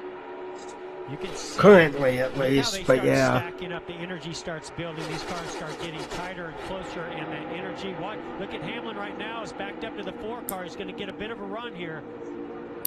Gotta be patient. He's holding back. He's not ready to do it. Too soon. Too soon. Gotta be patient. But he's testing it. That's what he's doing. He's testing it. How much can I back up to the 4 car of Kevin Harvick? All right, here we go. Chase Elliott to get out there and get 2 to go. You know that they're going to try to block you. You've got to build a big enough run where they can't block it. 2 laps to go. When you got this many good cars, you got one shot, and it better be the right one. I still laugh really, really hard with how white Darrell Waltrip's hair got in the offseason. Elliott to block. Oh, bye, Hamlin. Yeah. Here comes Harvick. What Elliott has to do is make sure he Harvick's not going to hold back. Make sure when they stack Ooh. it's going to come from the 21, the 14, then the 4. Make sure that he blocks that move when it comes. But looks to me like Menard's got other ideas. Menard on the outside. Ooh, good run by Menard. Oh. Chase Elliott. That's it. Keep it coming. Keep it coming. Oh, wow. White flag in the air. White flag sponsored by Credit One Bank. Push coming to the 4 from his teammate Clint Boyer. Gotta have a place to go with it. Ooh, here we go. Didn't quite have enough. He got to the rear bumper of the 9 of Chase Elliott, but not quite enough. I think everybody's holding on for dear life right here. I think they're going to have one more good shot at Chase Elliott. Down the back straightaway. They just don't seem to be able to get right up. Halfway down the back straightaway. Stays right where he is. Into turn 3 and 4. Short way around. We're going to get a run. Block hard here. Chase Elliott spotter. All over him behind you. Out of turn 4. Down the straightaway. Wiggle by Harvick. Everyone's safe. Eric Jones is going to take 3rd. Chase Elliott wins. Good job, Chase. Amazing. Good job by Jones. I like that. Good run by Menard, 7th place. Chase has started 3 duels. He's won 2 of them. And he's only the 4th active driver to win the duel more than once. He has good job, Chase Elliott. Good job indeed. Worse than 4th. Willie Shepard, who was running. Streaks alive. He's turning 100 when racing his 75th year NASCAR competition in 2042. Eric Jones run to the line, taking advantage. So it's Chevy, Ford, Toyota, 1, 2, 3. Watch the number 20. And you've got teammates with the 4 and the 14, Boyer and Harvick. They're trying to get a push to win this race. Boyer's very committed to him, and because of that, he's at the jeopardy and vulnerable to the 20 and the 18 getting a run and getting the inside. 20 had a heck of a run coming to the line. Wow, and Boyer almost turned him, not by touching him, but just by the air moving across the back of Eric Jones' car. I think there's going to be a lot of work to be done tomorrow to get these cars handling a little bit better. And really So here's how I see it. A Penske and Penske-affiliated cars are going to be a real hard contender. Good job. But there is something in those Camaros that have got them going fast. Sports and RCR for a number of dual wins at 15. Remember, for Denny Hamlin, he had only to win, nothing to lose. He's on the front row for the 500. And Chase Elliott wins. He'll start from row 2.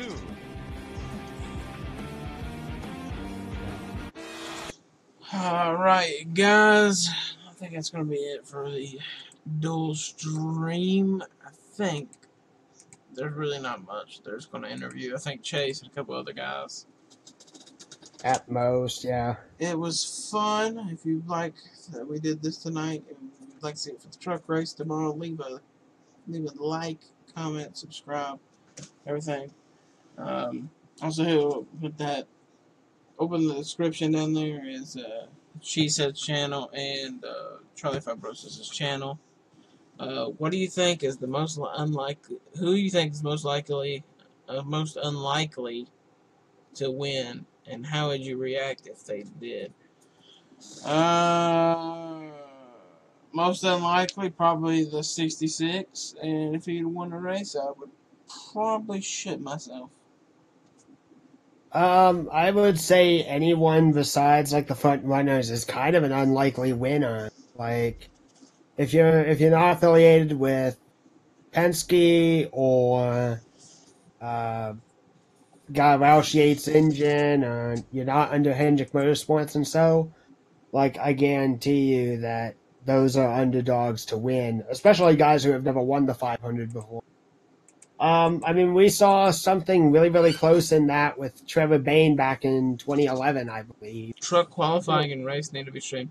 I probably will do the truck race. It'll probably be just like this, though, where it's just the logo, because I don't want to get copyright and get my channel taken that away. But yeah, if you guys, I mean, if everybody likes this and this format and everything, I could do this for most of the season. This was just a test run to see how everything goes. So yeah, like I was saying, if you guys like what you saw tonight, click those links in the description to help out the two guys that was also on board, and also hit that sub button and the notification bell, because when you hit that little bell, every time I go live or a video's up, you get the notif right then and there. I really hate saying that, by the way, but you know, you have to know when you're a YouTuber. And so yeah, I'm going to end the stream. It was fun sitting here talking to everybody tonight, and this was a fun little stream. So thanks for having me. Oh, no problem, Blake. No problem, Louise. Maybe I'll finish before. Chase Elliott here on FS1 celebrating in victory lane. 2 Daytona 500's previously best finish 14th. A pretty good position. In fact, the only time he's won in a Cup car was in the dual races. 7 second-place finishes in his career at age 20. I kind of wish that they interviewed Blaney. Did they? 24-year-old and Ryan Blaney. Oh, I missed it. And Jamie is in victory lane for the celebration. And the first Ooh, Ray's in victory lane. Ooh, I'm glad I'm keeping the stream up. Victory lane. Mr. Rick Hendrick on the radio said, "You are the drafting man." And Chase, before you got in your car, you and your crew chief talked about the decision to set this car up to race, not go for the pole. What kind of a difference did that make for you from handling? Yeah, our Napa Camaro ZL1 was really fast tonight. Just a big thanks to everybody at HMS, the Hendrick Engine department. Engine shop does a great job, and about a lot of steam tonight. So really proud of Alan and our entire group.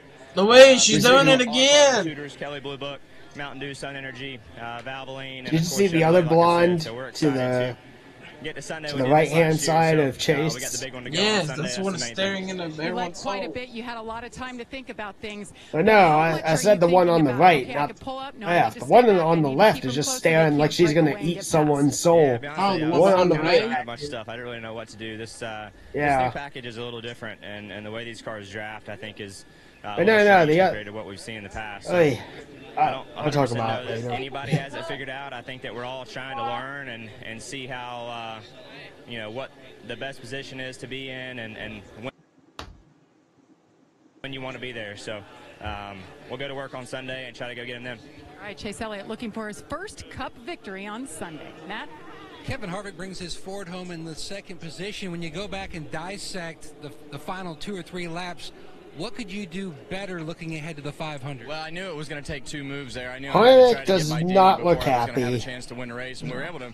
Like I said, that's pretty going good. to be And then the 21. Thanks for tuning in. I'll probably do the truck race tomorrow, and I'll probably do speed weeks, and then it'll be so on and so forth other speed weeks. But yeah, thanks everybody for tuning in. Love you. Bye.